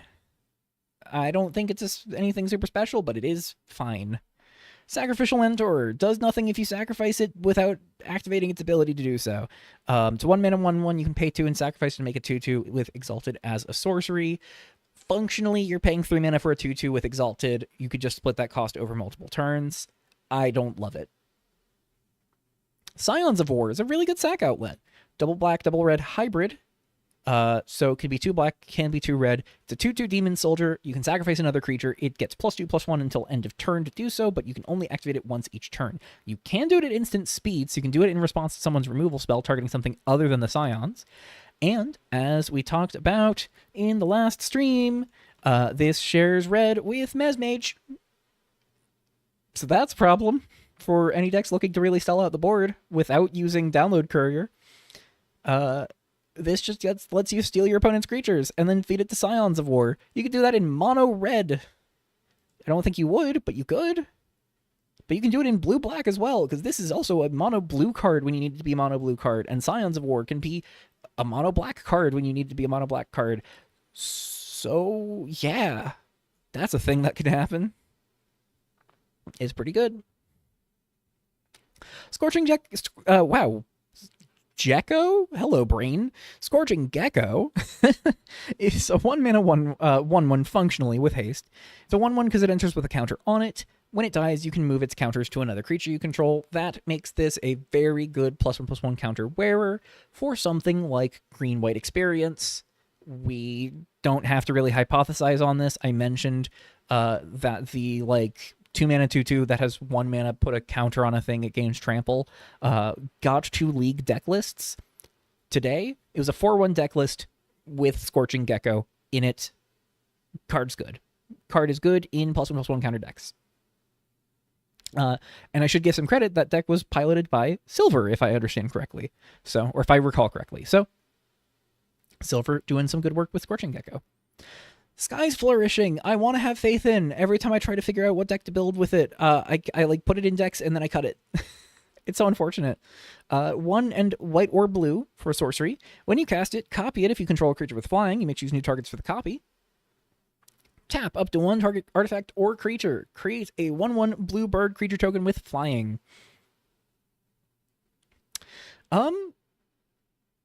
Yeah, it's potentially 2 1/1s with flying for 2 mana, but you need to have a creature with flying already in play, and that is the real awkward spot. Now, there is a very important card in Blood-like Rivers that came up last time and whose name I've already blanked on again. And that is Conjure Forth. Make a 1/1 with flying. If you cast another instant or sorcery spell this turn, create 2 of those tokens instead. That would naturally put 1 or 2 flyers in play, so Sky's Flourishing gets to copy and also put 2 flyers in play. Seems like a lot more work than the exact one that I'm talking about, which is Conjure Forth. I think the ultimate reality for Sky's Flourishing is that it's something you play alongside Conjure Forth. You never play it before you play Conjure Forth in a deck. Like, you don't... I think you do not put your first copy of Sky's Flourishing in a deck until you are at 4 copies of Conjure Forth, ultimately. It's very nice for if your opponent is also trying to come up with the skies a little bit. This can help your flying tokens push through more reliably. Unfortunately, I've mentioned this before, people are looking to tech 1 toughness sweepers into their decks, and these 2 cards really hate to hear that, unfortunately. It's just a bummer. Slayer of Numachi is a 6-mana 6/4 with cycling for a black or a red, so naturally already good because it's a 1-mana cycler. It's also one of our best cyclers in terms of just being another respectable reanimation target. It's a 6/4 that deals 3 to something when it dies. This means it can trade off with a bigger creature and then kill off a second creature alongside it. It can push 6 damage to your opponent every turn that it gets to attack, and if your opponent ever hits it with a removal spell, it pushes 3 more damage to the opponent. It's great. Spiral Horn Kirin, 3-mana 4/2. When it hits a player or planeswalker, put a counter on it. This is a slith we can forget about. Torpid Colossus, I think might genuinely be our best reanimation target in the format because it cycles for a single mana and it has Ward 2 as a 7/7. That's a big stat line, nice protective ability to make removing it more awkward. What more could you ask for? Dynasty Pendant is a manalith that gains you life when you cast a multicolored spell. Don't think that quite gets there, but if you're really desperate for multicolored payoffs, it technically is one. Giant Hewn Toad is that one singular respectable cycling payoff. 7-mana 6/6 costs 1 less to cast for each card with a cycling ability in your graveyard, and it's got reach. Yeah. Another one of those cost-reducing big threats. I think alongside Burnout Champion, like, these two together can really pay off cycling all of these, like, Torpid Colossuses and Slayer of Numachis. It's unfortunately that, like, those are the only 1-mana cyclers we have. But, like, you play those alongside, like, a graveyard theme deck, and you play, like, blue-black or black-green graveyards, and you have those cycling effects, maybe, like, with 1 or 2 other cycling cards, and then just other creatures that fill your graveyard. That could be pretty nice. Hwacha is something that is desperate for us to have a way to convert damage to a creature to damage to the opponent. And is desperate for your opponent to have said creature that converts damage that it takes into damage that your opponent takes. Unfortunate. But it explodes something for good. Moonlit Gateway is an egg that can also be graveyard hate.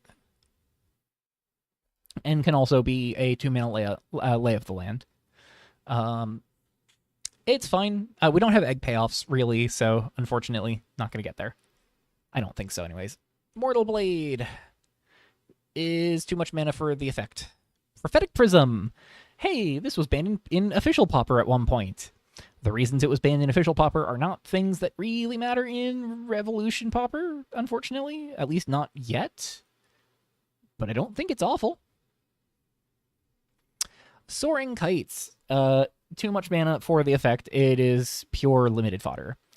Jubilant Docks. I believe this is the only bounce land we have at common, actually. Just double checking this. Yeah, it's just Jubilant Docks. Oh, wait, no, hold on. That was without including Eternal. It still is. I got concerned for a second because I saw 2, but this is the only other one, and that's not a bounce land. Yeah, Jubilant Docks is our only bounce land in Eternal. So if you're really interested in having a bounce land, that is it. And hey, like I mentioned earlier,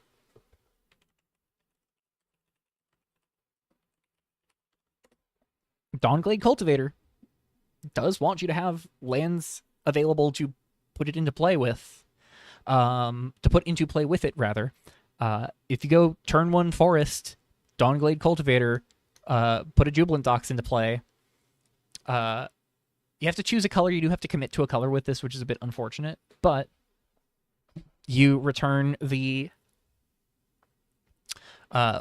basic forest to hand, and you guarantee your second land drop, which will be your 3rd mana on turn 2, which is nice.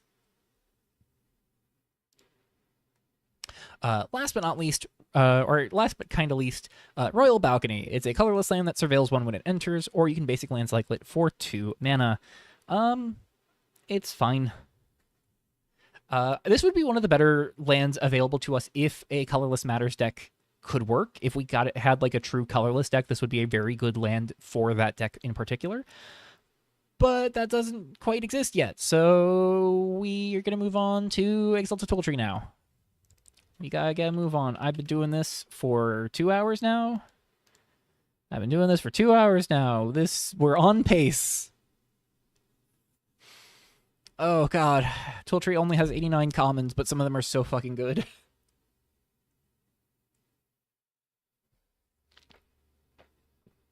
Hell Fury Games. Hey, I'm new to Magic somewhat, and I have a moral dilemma. Hi, welcome into the stream. I will warn you that if you are new to Magic, this might not be the right stream for you, if only because we are not talking about actual real Magic cards. We are talking about community-made cards. I often describe Revolution Custom Standard as a niche within a niche, because Custom Magic is a bit of a niche, and then we are a pocket niche within it. I really enjoy what exists here, and obviously so because I've been talking about this for collectively 5 hours just this past weekend. But yes, sorry. It's very much like this is not something that's going to be super friendly to Magic beginners, if only because we're not talking about real cards. These aren't cards you're going to run into at your local card shop or on Magic Arena or anything. Because these are cards made by people who are fans of the game and like playing the game and wanted to make their own sets and cards. It is a ton of fun. If you are interested, if that sounds like it's fun to you, I highly recommend you give it a shot. I have a bunch of links in the description of this stream if you want to give it a shot. Where we're always doing our best to try and welcome in new players. It's a pretty small community overall, but the folks in the community always have a really good spirit about it, and it's just sort of a fun community encouraged to lean into good-natured competitive spirit and card design and appreciation for card design. It's a really good time. Yeah, sorry that we might not necessarily be equipped to help with standard Magic questions necessarily. Certainly, if it's a rules question or something like that, I think we could generally be able to help with. But if it's a moral dilemma, I don't know if I'm going to be the best equipped to help you. I am so sorry. All right. Exalts of Twiltrie Commons. We're almost done with the stream for the day. Bastion of Orith. Damn it, I already have to talk about a card. 3-mana 2/3. When you cast your second spell each turn, you create a 1/1 white soldier creature token. Is this better than Download Courier? Yes and no. So Download Courier is the more... I was going to ask how you felt about proxies. My friends have been playing with for years, and I have limited resources.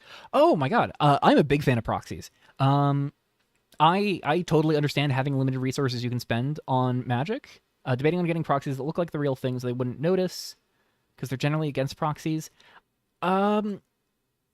Proxies that look like the real thing can be really risky. I would highly recommend avoiding spending a bunch of money on proxies, just because at that point you're kind of defeating the purpose of getting proxies. My philosophy has always been, if you're working with proxies, try to be open about it. Let people know, hey, I'm playing with proxies. I don't have a ton of money to spend on this game, but I really like this game. I want to play this game.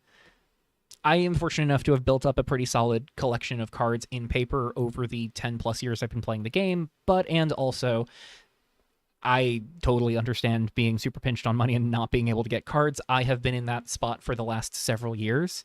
I have not really been able to engage with the game too much in terms of spending money on cards. And so I have had to rely on trading some of my older cards off to get access to those cards. I don't proxy things out super often, but I would urge your friends, your play group, to try to be a little more open-minded about proxies, especially because the state of the world, the state of the economy, money is getting tighter and tighter and tighter for so many people. I would just have to hope that your friends can be compassionate for your financial situation and understand that you can't throw a ton of money at this game. I will just kind of hope that you're able to have that conversation, that they can be respectful of the challenges ahead of you, and that you would be able to get some respect from them and be able to play proxies with them, especially playing casually. So there's really not much I can say beyond that. I hope you're able to get some somewhere with that. I know what it can be like for you to want to be able to play with cards, not be able to get your hands on them, and for proxies to not be super welcome. Having somebody who owns official duels tell you you're not allowed to proxy official original who owns original duels tell you you're not allowed to proxy original duels because you don't own them. I've been in that position before, and it felt kind of rough because it was kind of like being told you didn't have hundreds of dollars to spend on this game, so you shouldn't wish that you had hundreds of dollars to spend on this game. I don't want to have to spend hundreds of dollars to own those cards. It's rough. I hope you're able to get things sorted out and able to play the cards that you want to play with your friends, respecting your financial situation. I hope you're able to get that sorted out, Hellfury. All right. Fake cards. Speaking of proxies. Bastion of Orith, yes and no on it being better than or worse than Download Courier. We'll pull Download Courier back up just because it has been almost 2 hours since I talked about it. This is a more passive token generation. Bastion of Orith requires you to be far more active in creating those tokens. But I think the double spell theme is very real in Pauper. Just so many good cheap spells, so many good 1-mana spells. We have 0-mana spells available to us. Not amazing 0-mana spells, but they do exist. So if you're really desperate for those double spell effects, they exist. And ways to easily enable those double spell effects on curve exist. And being able to make those tokens more proactively as opposed to passively can be a real boon. The biggest reason I think there is any room for these two cards to both exist in the format rather than Download Courier pushing Bastion of Orith out is the third point of toughness. 2 toughness, we've talked about, is kind of the floor for a lot of the removal spells that we have that care about toughness. And so Bastion of Orith getting to sit 1 above that is a very big deal. I like the double spell stuff. I don't think it's going to get to go as far as Download Courier by all means because it is more active deck building effort, but I do think this card is pretty good. Yeah, absolutely, Hellfury. Again, I hope you're able to get things sorted out with your playgroup. Blade of Sunwrath. Thank God, this is so much easier. It's a 5-mana 3/4 with Vigilance that has Battle Cry effectively. This is not playable. Ah, damn it. Playable card. Dawnward Minister. 2-mana 1/1 enters and draws a card. That is something that is traditionally reasonably playable in a format like this. Oh no, it has more text. You gain 2 life if you cast 2 or more spells in the turn. Damn it, this card's good or something. Yeah, no, this card's been like legitimately good in standard play. Pauper Eternal will probably be happy to have access to this. Yeah, it's good. There is a card I do not think is as good as Dawnward Minister in Standard, though I desperately tried to trade it as extra copies of Dawnward Minister in Standard and had to learn the hard way that's not how it works. Hellia Eulogist, I'll just call it out. I'll just pull it up here. We'll talk more about it next stream. Hellia Eulogist is probably the better Pauper card. It is the worst Standard card because this doesn't always draw you a card. But it's a 1/3 instead of a 1/1, and it gains you 3 life if you have less than your starting life total, or if you don't have more than your starting life total. This always draws the card, sometimes gains the life. This sometimes draws the card, sometimes gains the life. It's less consistent overall, but the 1/3 stat line is so much more relevant in Pauper. So we'll see if either matters more. I know Chip mentioned that she is on Hellia Eulogist, and I totally understand why. So we'll see which ends up coming out on top. I do think they are both very good cards for Pauper. Radiance Unmade. Exiles a tapped creature or blinks a creature for 3 mana. It's nice that it's a flexible blink spell or a removal spell, but 3 mana is so much for that flexibility, I think. Radiant Heritor, 4 mana 3/2 with flying and Rapture. I don't like Rapture. I don't think it's especially good, and I don't think the commons with it are particularly great either. There might be one or two we talk about, but this one certainly isn't it. Redeemer of the Fallen Line, 6 mana 4/3 Flying Angel Soldier. When it enters, return a creature card with mana value 3 or less from your graveyard to your hand. This would be a really sweet card if it wasn't 6 mana. Resolute Reinforcements.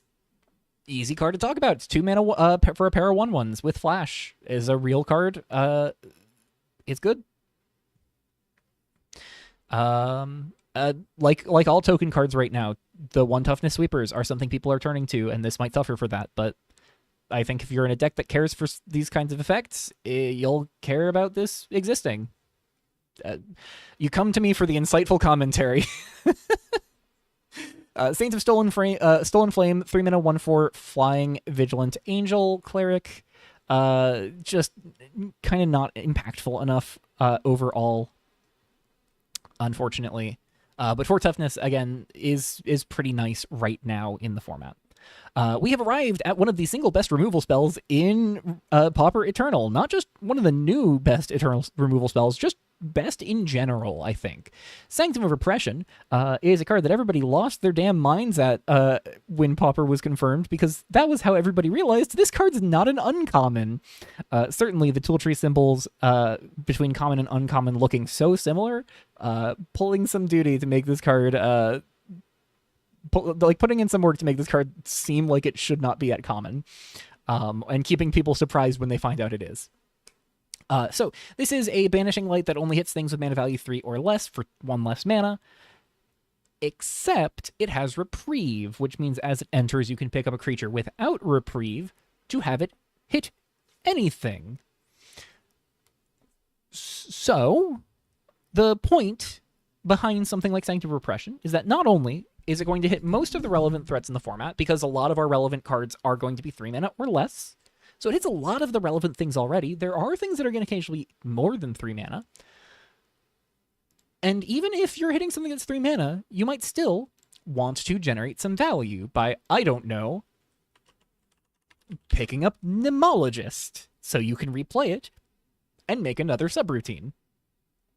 The fact of the matter is that if we look at the last time we had a Pauper Eternal tournament, the second place deck was on Caravan Skyrider, a 2 mana 1/3 flyer that may return another permanent you control to its owner's hand when it enters. Now, you can't pick up any permanent with this. You can only pick up creatures. But this lets you pick up creatures while removing a thing instead of developing a 1/3 flyer. This is not to say that I think Caravan Skyrider is useless now. I think this is still a totally reasonable card in Pauper. But my god, Sanctum Repression is going to be everywhere. I think it's one of the biggest reasons to have enchantment removal available to you if you're in the colors that give you access to it. Yeah, this card is nuts. And we know this because it's been a staple of Standard play for about a year now. Just about. Shaper of Luminous Will is a 4 mana 3/3 with Reprieve. When it enters, you may create a 2/2 Knight creature token with Vigilance if it reprieved a creature.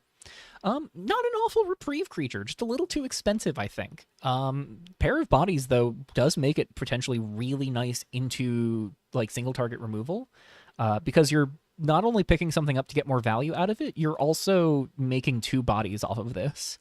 I want to be a believer in this card. I think this card could be really cool. It's just a little bit too awkward at 4 mana, I think. Shadow the Sigil. Very nice indestructible trick. 2 mana +1/+0 and indestructible until end of turn, or it's a disenchant. One of the better disenchants in white for your sideboard. Sun Frenzied Frontliner is a 2 mana 1/1 that's a 3/1 on attacks, and it's got Rapture, which lets it come back as a 1/1 that can't block and never gets any better than being a 1/1 that can't block. I'll say it again, I don't think Rapture is that viable even in Pauper. Too Late for Grace is a big deal because it is an unearth effect in white. 1 and a white, return target creature card with mana value 3 or less from your graveyard to the battlefield with a +1/+1 counter on it. The big trick behind these unearth effects is that they tend to be best when you can get a 3-drop into your graveyard on turn 1, so that way your turn 2 can be spent putting that 3-drop into play ahead of curve. Being able to put that 3-drop into play with a counter on it is a big deal. However, the ways to get it into your graveyard are maybe a bit more finicky. Ignited Soul is going to be particularly great with Too Late for Grace, but we do have black unearths that can work with Ignited Soul as well, so I don't know if it's the most important thing, unfortunately, but I do think Too Late for Grace is very solid. Chorus of One is a 1-mana 1/1 flash flyer. You can exile it from your graveyard to make a 1/1 warlock with prowess for 3 mana. It can't block that turn. It's fine. It's a solid tempo card. It's not the best tempo card by any means, but it's solid. Discern is stupid. It's Think Twice, but the front half costs 1 less mana. Think Twice has seen actual Pauper play before, to my recollection. I don't know if it sees play anymore, but it probably would if it cost 1 mana on the front side. My goodness. Yeah, it's playable. It is a good cantrip. That's all you need to know. Echo Chant is 2 mana for a 1/1 warlock token with prowess. It's a sorcery that does so, and you can draw a card to discard a card. You can draw a card. If you do, you have to discard a card, rather. And it flashes back for 1 more mana. It's not awful. It's a pretty reasonable prowess threat because it's a prowess threat that triggers prowess and can be cast again from the graveyard. There's been some murmurs about blue-red prowess getting to be a thing that tries to exist in this format. I think Echo Chant could be a genuinely real threat because it's 2 threats in 1 card. Okay, I have been winking at this card's existence for a little bit now across the stream, that we have erased from existence. It is another one of these 2-mana bounce a non-land permanent effect spells, but if you have 4 more instant and or sorcery cards in your graveyard, it lets you choose to have that card get tucked to the top or bottom of its owner's library instead, which is crazy for 2 mana. This is a very real tempo card. This is a very real tempo card. It's probably a very real prowess card as well. It's one of Blue's best removal spells by far in this format. It's very good. Flutter is another one of those hexproof tricks. This one also gets to be a little bit of incidental graveyard hate. This shuffling those cards back into the library can be a liability sometimes, but as evidenced by me playing this in my last GP that I recorded, I think the last GP I played in, you can use this on yourself to shuffle your own graveyard away in a pinch. This would not matter if not for Nomologist creating board states where people have talked about being worried that they might deck out, where if you had multiple copies of Flutter and then like removal spells to stabilize, you could just keep fluttering your deck back into itself so as to ensure that you never deck out and your Nomologists just keep the fuel rolling in perpetuity, which is funny as hell. Gift of Stillness. 2 mana enchant creature gets to be a 1/1 with no creature types or abilities other than construct. It gets to be something with flash if you have a warlock. I don't think that super matters. Moving on. Gossamer Dreamer. Potentially very real pair of bodies. It's a 2 mana 1/2 flyer. I kind of talked down the Stormcrow stat line earlier, but that's because this is a Stormcrow that also makes a 1/1 token copy of itself that's tapped and attacking when it swings in. Yes, the token goes away at the next end step, but that's still like, this is a 2 mana flyer that makes another flyer to join it whenever it attacks. It's a very good tempo threat, I think. Solid go wide card as well. We don't have a ton of go wide payoffs, unfortunately, but solid go wide card. Hushed Briefing is a card I have been desperately trying to figure out how to make work, because this is I am blanking on the name of the actual affinity for artifacts. 5 mana draw 2. It's so good. 4 and a blue, costs 1 less for each token you control, scry 2, draw 2. The most important thing for me, I've been spending a lot of time thinking about white-blue artifact tokens, white blue trinkets, and it's because in addition to the like reduced by up to 4 for 4 tokens, that 4 mana, if you paid attention to last stream, 4 artifact tokens might sound like a very familiar breakpoint, which is because Stellian Reverend and Sworn Loyalist, which I hyped up a decent bit, both ask you to put 4 artifact tokens into play so as to flip them for as little mana as possible. And I will say, I talked down Priestess of Chains. That was in the aforementioned winning or like 4-1 league deck. So like this is not a terrible card as much as I was concerned it could be as well. So yeah, artifact token trinkets could be very real. Being in blue for those, you're kind of few and far between on payoffs, but this is one hell of a payoff for being in blue for it. So I do think this could be very real.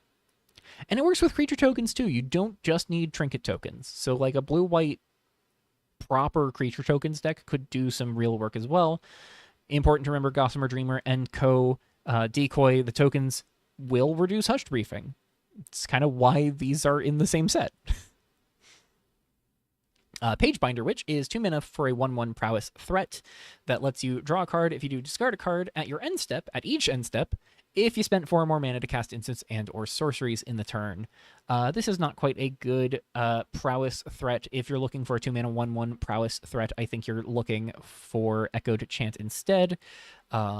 Just doesn't quite do the same work. Raven of Onyx Wing is 5 mana 3/3 that bounces something when it enters. Bounces something you don't control when it enters, and you can chant it for 1 in a blue to add that bounce effect onto an instant or sorcery as you cast it. I don't think this gets to see play. We're going to move on. Refuse to Bloom. 4 mana to either counterspell or tuck a creature. I don't think it's good. Seer of Shackled Breath. 3 mana 1/3. Taps and stuns a thing, and it's a 1/3 with Vigilance. Or you can tap and stun something for a blue on top of the instant or sorcery you're casting. Well, chanting this into exile so you can cast it later. I don't think it matters. Undertide Scout. 3 mana 2/3 enters, gives something flying. Decoy, when it attacks, it makes a 1/1 that gives something flying as well. Don't think it matters. Death Sworn Blade. 5 mana 3/5 with Death Touch and Lifelink. Doesn't super matter. Ward pay 3 life is cool, but doesn't make this any better, especially. Die as Thou Wilt is another one of these cool indestructible tricks in black this time. I mentioned last time we don't have a ton of black indestructible tricks. The one we talked about last time was 1 mana. This is 2 mana, so certainly not as great. But this is an Edict that gets to sometimes be an indestructible trick instead, is where I land on it. And Edicts are solid. Unfortunately, this is in a format with Ominous Slaughter, so I don't think it will matter too much. Drowntide Exhumer is okay. 4 mana 2/2. Return a non-merfolk creature from your graveyard to your hand. As you're casting an instant or sorcery, you can pay a black to chant it onto that and get the creature recursion in addition to whatever the instant or sorcery is. I don't think that's going to be super impactful, but it's something. Go Blank. We talked about how this is one of 2 different cards in the format that do this that we didn't have access to last time.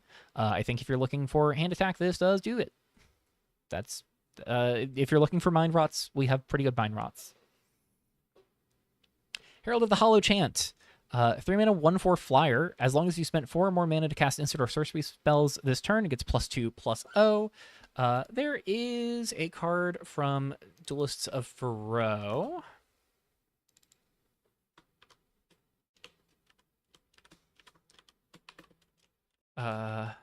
Mana value greater. Yeah, Cinder Hatchling. Doesn't get flying, but gets to be a 3/4, much like this. For an instant or sorcery with mana value 4 or greater. So they're very similar overall payoffs. Herald of Hollow Chant wants you to actually pay 4 or more mana. This just wants the spell to be 4 or more mana value overall. So you can cheat the cost on it. I think Cinder Hatchling is great. I think Herald of the Hollow Chant is maybe a little slow. But it could be good. Hollowbark Seer is a very budget Diabolical Minion. 3 mana, 3/2 menace, non-creature spell to make your opponent lose 1 life. Don't think this gets there. I think people who are confident it will get there might be a little too desperate for Diabolical Minion to be unbanned. I don't think it's very good.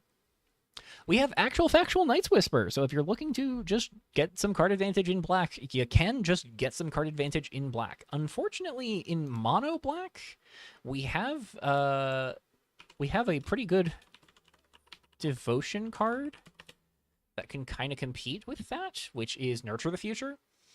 Where if your devotion is 3 or greater, this is a 1 mana draw 2 and lose 2 that also lets you scry 2 in addition. So that outperforms Night's Whisper in mono black, but Night's Whisper is pretty good outside of mono black, I think. Pluck the Soul. It lets you edict an opponent's enchantments. Battles don't matter in this format, again. Or you can strip a creature or enchantment from your opponent's hand. Planeswalkers also don't matter. We're playing commons. I don't think it's the best hand attack spell, and I don't think edicting enchantments makes this much better, unfortunately. Quiet the Heart is slightly overcosted removal for the format. I say slightly overcosted removal. It is something you could argue. Let me see if I could just get Scryfall open real quick.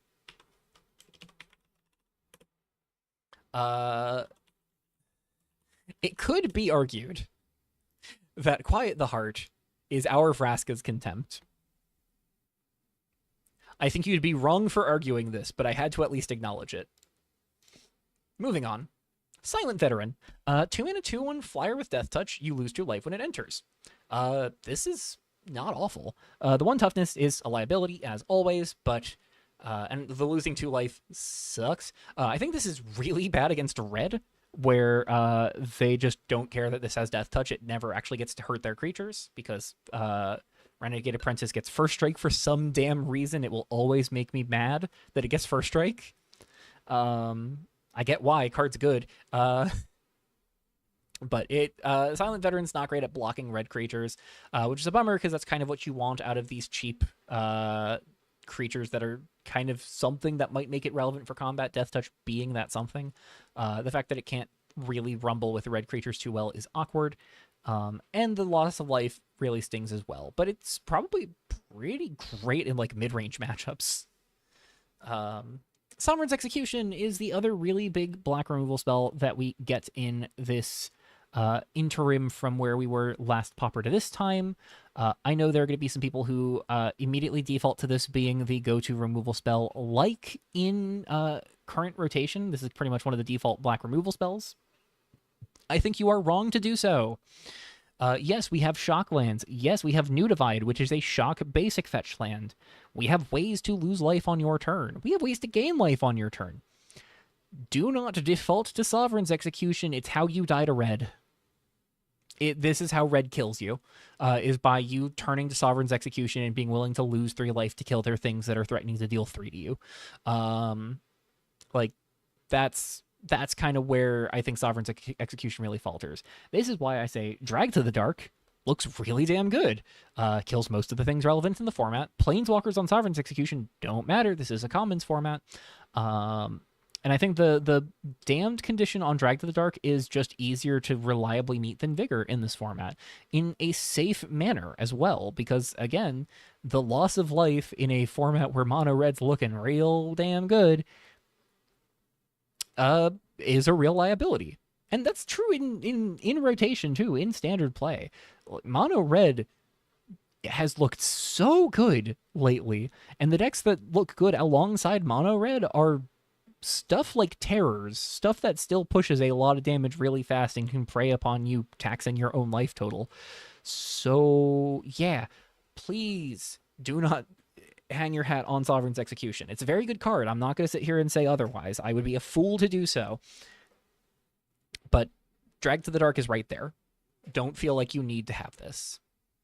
Sundered Heretic is a card I actually really like. 2 mana, 2/1. At your end step, if you've gained or lost life this turn, put a +1/+1 counter on it. Scaling threats are pretty few and far between in this format. There are some life gain synergies, so you could try and build like a white-black Soul Sisters style deck where Sundered Heretic gets to be one of your real scaling threats. Does not scale like a Najani's Pridemate by any measure. But this also works if you lose life, so Shocklands do some work. I did just talk about how those kinds of effects can be a bit of a liability in a format where red looks so good. And that remains true. But the fact that it's lose or gain life is a little easier to meet on a creature than it is on an instant or sorcery. Now, if you're looking for a way to make your instants and sorceries gain you life, Tender Vow Witch might be one of the best sideboard cards in the format. 2 mana, 1/2. When you cast a non-creature spell, you gain 2 life. You can chain it onto an instant or sorcery for a single black mana to just gain 2 life in addition to that instant or sorcery's effects. It's very good. This will stabilize you against Mono Red pretty reliably. It is a thing that Mono Red needs to kill. Because you're probably never blocking with this, but it does mean that your removal spells help gain you life in addition to clearing up the board. So you're buying more and more time with this. Like, this is something that I think if you're worried about red, you're going to be squeezing as many copies as you can get away with into your sideboard, especially if you're playing a slower deck. And I do think some slower decks could be very real. Ashes of the Self is 2 and a red for an instant that scries 2, and then Impulse draws the top 2 cards of your library. I think this is solid. Just maybe a little too much mana, though. Blaze Beyond Limits is not really where we want to be for removal. Convergence of Fey is not really where we want to be on burn spells. Doctrine of Cleansing Flames is a solid tokens card. 2 mana for 2 1/1 red Berserker creature tokens, or it exiles an artifact. I think we have better Krenko's commands in red overall, even at common. But this isn't awful. It's seen some standard play for, I think, good reason. And it might get some experimentation in Pauper. Ember-Eyed Skirmisher, 3 mana 2/2 with Rapture and Reach. It's got a way to Fire Breathe for 2 mana. Once again, I don't think Raptured is very good. Amber Forged Forerunner is the one Rapture card that might see play because it falls into the old classic Aristocrats 1/1 that dies into a 1/1. This one has haste, and the 1/1 it creates can't block and does not have haste. If you're in an Aristocrats deck, this might be something you reach for. Otherwise, Fury Sprout is not really a combat trick you're looking to turn to. Gilded Noon Runner is a genuinely pretty real attacker. 2 mana 1/3 with Menace and Decoy, so you essentially have 2 different 1-power Menace creatures. That puts a real headache of a pair of creatures swinging in at your opponent. Not for a ton of damage by any means, but that is 2 menacing creatures on a single card. So your opponent needs 4 creatures in play to be able to block this 1 creature fully. So if you can start to whittle down your opponent, this can be a real nightmare for them to have to deal with on board. Magma Spray is in our format. I don't think we had it previously. It is in the format now. If you don't care about your shocks dealing damage to the face, this can deal with your opponent's creatures and potentially deny any graveyard value that they might come with. Don't think it matters too much, though. Righteous Evangel is 4 mana 2/3 that makes 2 1/1s. Not too much for me to say here other than this is a card we have in official Magic, just with 1 less red pip and 1 more toughness. Or 1 red pip shifted over to generic and 1 more toughness. But it doesn't work with goblin themes, and so it's awful. Scorchroot Forerunner. 3 mana 3/2 trample. When it hits a player, you can discard a card or draw a card. It's just too much mana for this effect, I think. Soulflame Mystic. We have a red sack outlet. 2 mana 2/1. Pay 1 and sacrifice a creature. Could be itself. To deal 1 damage to target player or battle, not creature. Battle doesn't matter, so it's just going to be pinging your opponent. This is not one of our better sack outlets by any means, but it's 1 in red. And I did hype up Mesmage, stealing your opponent's creatures, so this can work with Mesmage. 3 mana, steal your opponent's creature, sack it, fling it to their opponent for 1. Thistral Ascendant. 5 mana 3/5. Its text doesn't matter, it's a 5 mana 3/5. Blade of Borrowed Breath. Not awful. The 2 mana to activate here is a real bummer, but it's a 2 mana 2/2. You can pay 2 and pay 2 life, pay 2 mana and 2 life to give it +2/+2 until end of turn, only once each turn. This is not Putrid Leech. Even if it was Putrid Leech, I'd be dubious on it because of the aforementioned threat of mono red. The fact that you have to pay 2 mana in addition to the 2 life is the killer. Crushed Under Conviction is a very solid flexible modal spell. 2 mana to either have one of your creatures bite something, pretty on rate, if anything a little under rate because it's sorcery, but you're paying for the flexibility of this being card selection. Look at the top 4 cards of your library, get a creature or land from among them, put it into your hand. Where I land on Crushed Under Conviction is this is usually something you were playing for the card selection mode, and you use the removal side if you either are desperate to clear up your opponent's board so you don't lose, or if you need some way to clear up your opponent's board so you can win. Like if you're clearing a blocker that allows you to swing out for lethal, this is great. If you're clearing your opponent's board so they can't swing at you for lethal, that's great. But those are alt modes to this being sorcery speed, anticipate in green. Or not even anticipate, impulse in green. Grabbing a creature or land. I think this is fine in Pauper. It's not our best card selection tool in Pauper Eternal in green. That honor goes to A Journey Begins because it is 1 mana. But I do think Crushed Under Conviction looks perfectly fine. Dawnhoof Behemoth is a card I think the reason to be running the 0 mana spells. We should talk about the 0 mana spells real quick.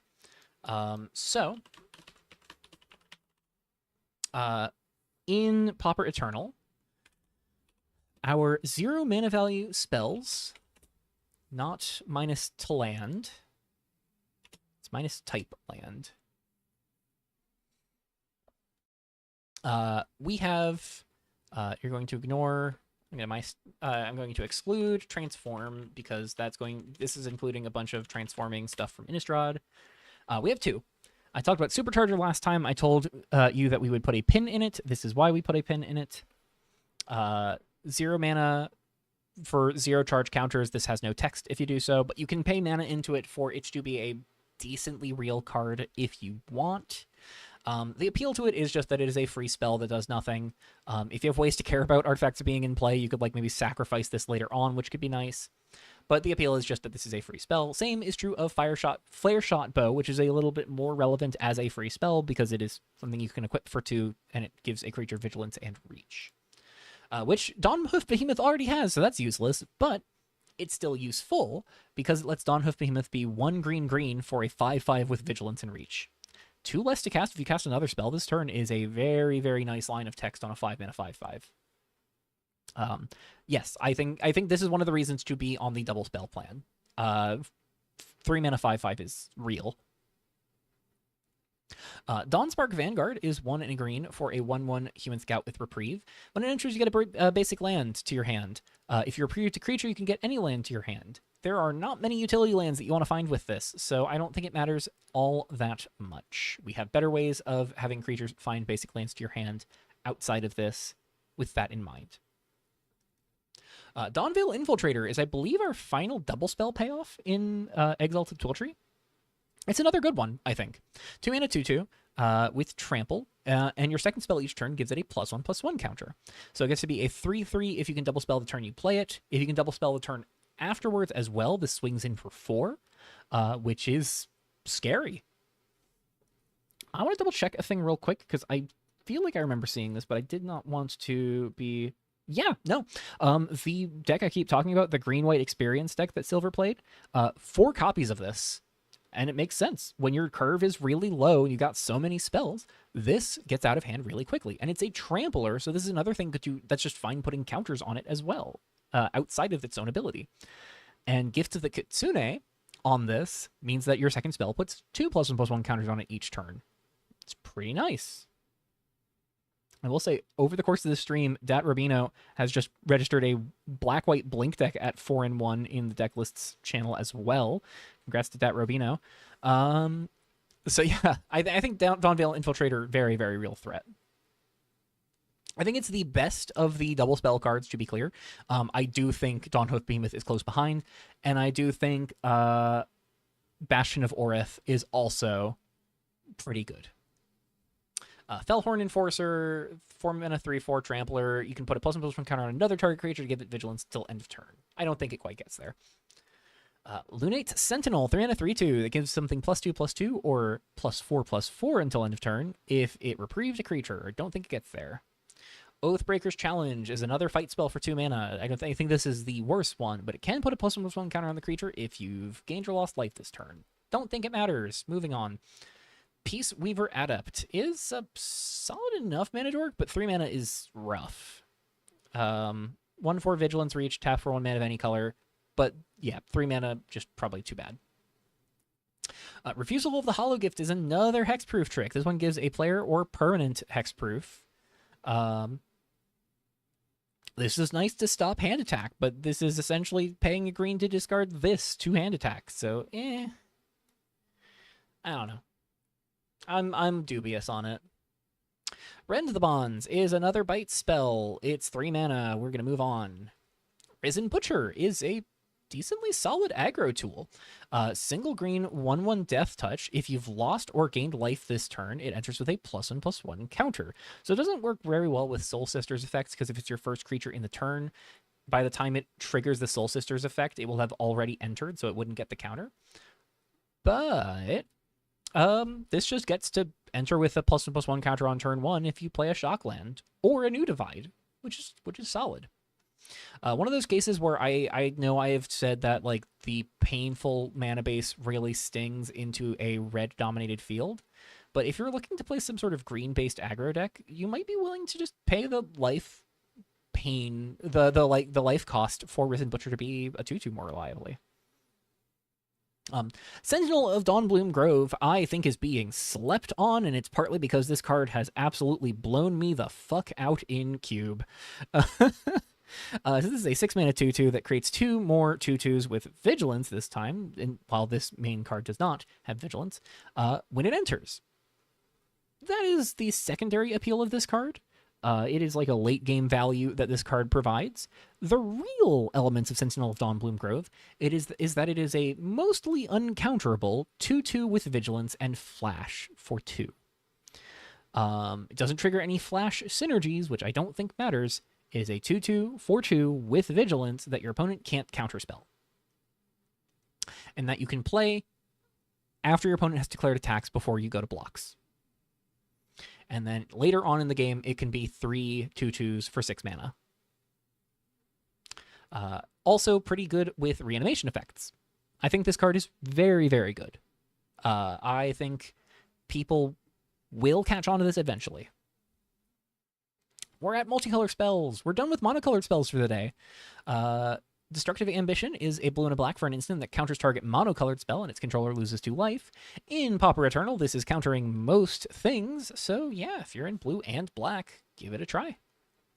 Scornful Hexmistress is one of the biggest reasons for prowess to not be a blue-red deck. And certainly, I think some of our other better prowess threats are blue, not red. So Scornful Hexmistress looking pretty good. 2 mana, 2/1, menace and prowess. The 1 toughness, as always, a little awkward, but this thing is a nightmare if it gets rolling. Sealed Sigil Adept is a 4 mana 4/2 with chant for a blue or black. You draw a card and lose 1 life when it enters, or it is chanted onto an instant or sorcery. I don't think it matters. Legacy Denied is 4 mana for a sorcery that costs 2 less to cast if you cast another spell this turn. I don't think that super matters. It's a fight spell that gives a creature +1/+1 and lifelink as well. I don't think it matters. Light Touched Vanguard is a 5 mana 4/4 that returns a card from your graveyard to your hand on enter and exiles if it would die. I don't think it matters. Lunate Prowl Warden is maybe the best of the green-white commons. Green and a white for 2/2 with Flash and Reprieve. So it just picks up another card that you have in play, add instant speed. I don't know if it quite gets there like some of the other bounce effects, but it is worth noting that it exists. In blue and red, we've got Gracebound Noble, a 4 mana 3/4 with Decoy. When it enters, target creature gets +1/+0 and gains first strike until end of turn. I don't think it quite gets there, but it could be neat. Spear of the Palethorn, I am very tempted to try and figure out, but that 3 toughness does sting. It's a 6 mana 4/3. When it costs 1 less to cast for each creature that attacked this turn, and it's got flying. Could be something that could be.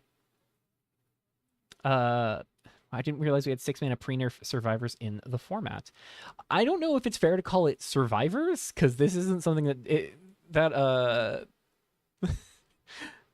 I don't think Sentinel of Dawn Bloomgrove is fair to call survivors, because this doesn't die into a bunch of additional cards into your hand. Like I said, this is a 2 mana 2/2 with Flash and Vigilance that can't be countered by traditional counter spells. That can be multiple bodies later on. You don't play it for the Survivors mode. The Survivors mode is bonus text. Anyways, Spear of the Palethorn, 6 mana 4/3 flyer. Cost 1 less to cast for each creature that attacked this turn. If that teamer, like mana value 4 or greater, where you're scamming the mana cost of the spells deck, could even remotely take off, I think this is something that tries to squeeze into that deck.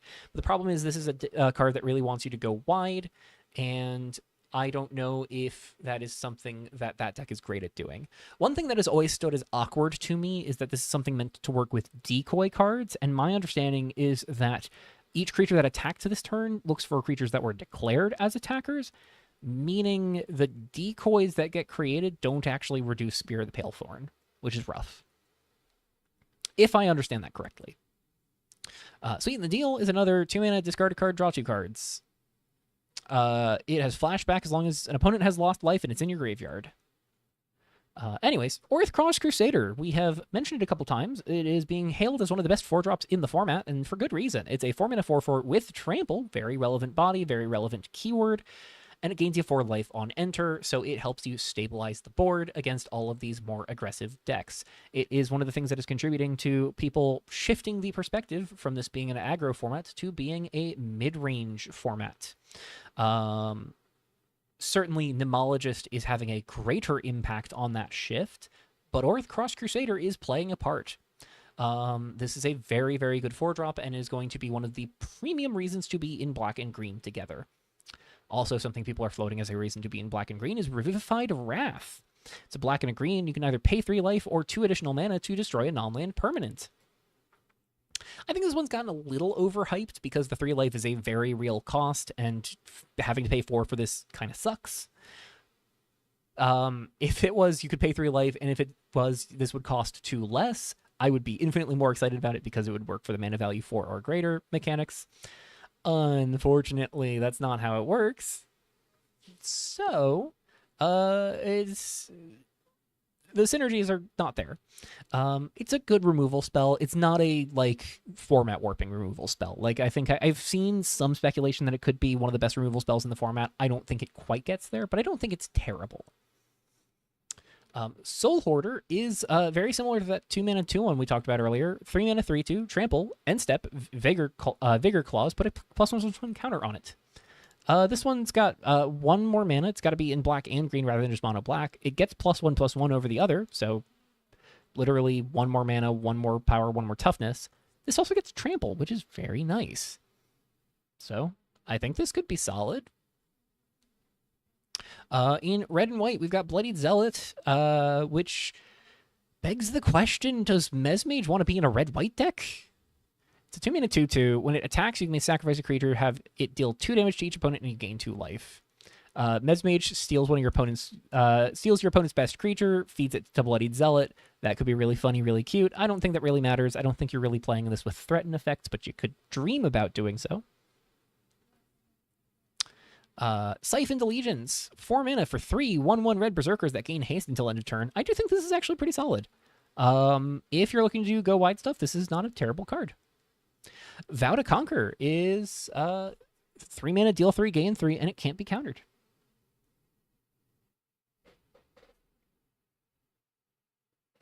Oh yeah, and you still get Scions of War. Oh yeah, for like the red-white deck. That's so true. Scions of War, because it's black-red, double black-red hybrid. Yeah, Scions of War, Bloodied Zealot, maybe red-white threat and sacrifice could be a real strategy? That's a weird thing to think about. Huh. Yeah, maybe that's something to experiment with. Anyways, I think Vow to Conquer is fine. Not amazing, but not awful. Gleaming Barrier is pretty expendable, 2-mana 0/4, makes a treasure when it dies, it's Defender. It's a real canon card that never really mattered, and it doesn't matter here. Guardian of the Empty Throne also doesn't really matter here. Zeal Forged Pathfinder is a basic land cycler. You gotta have it somewhere. I don't think this one matters especially. Blossoming Sands is indicating that we are pretty much done. There are the gain lands for the 5 color pairs that this set cares about, and Terramorphic Expanse. Alrighty, we have gotten through 3 sets once again. We did it in less than 3 hours this time. Holy shit, I still have 3 more sets to go. Alright, well, that concludes today's iteration of going through the commons that Pauper has gained since the last Pauper Eternal GP. Less than 3 hours because you weren't here. Yes, that's so true. H-Good, if you were here, I would still be going. But yeah, so if you missed the first stream, I have it linked in the description below. I will link this stream in that video's description as soon as I can bring myself to remember to do so. Both streams will be linked in tomorrow's stream. I'd like to stream tomorrow to wrap this up. So yesterday, or 2 days ago, sorry, we talked about Cyberos, Flakes of Nylon, Shiku Chaos Reigns. Today we covered Errors in the Weft, Kitsuo, Dusk of Time, and Exalts of Twiltrie. Tomorrow, if I can remember to stream, if not, it might be a Wednesday thing because I may be busy on Tuesday. We will be talking about Solastere, Innistrad Witching Hour, and Valir the Banished Isle. It'll be fun to talk about Valir and have to talk about how awful some of my own cards are. That'll be fun. And yeah, that concludes the stream. Thank you all so much for tuning in. I need to rest my voice for a little bit. If you're wondering, by the way, where the patch notes video for this month was, part of why I am doing this stream is because it was originally going to be part of the patch notes video. I opted out of doing that to do this approach to talk about new commons instead. Obviously, this has ended up being more work than I anticipated it being, but then again, I knew that scripting this all out was going to be even more work. So in the grand scheme of things, I am still shaving something off of my plate by doing it this way instead. Unfortunately, yeah, no patch notes video this month. I'm not going to promise a GP run this month, insofar as something that's recorded. I'd like to play in the GP. I'm not going to promise that I'm going to record the GP play. What I am going to say is that after this next stream, if it falls a little silent for me for a little bit, you can rest assured there will be a big video coming this month, because we get the announcement of the next set coming into the format this month. And obviously, if there's one thing I'm going to make sure that I come back to do a video for, a proper video, it's gonna be the set announcement. So, yeah. I look forward to covering the most recent 3 sets, the sets from this year so far, and how they might impact Pauper Eternal. I'm excited to dive into Pauper Eternal with the GP this month. Again, I'm sorry I can't promise a video of my run, or videos of my run, but what I can promise is that I'm going to do what I can to be ready for the set review in the middle of the month. So, thank you all so much for tuning in. I love this format. I love this community. It is great to be doing something for it again. And I'll see you all in the Revolution chat. And I'll see you all tomorrow if you can tune in. Can't promise a specific time because my sleep schedule is inconsistent. So I'll see you when I see you. Take care, everybody. Bye-bye.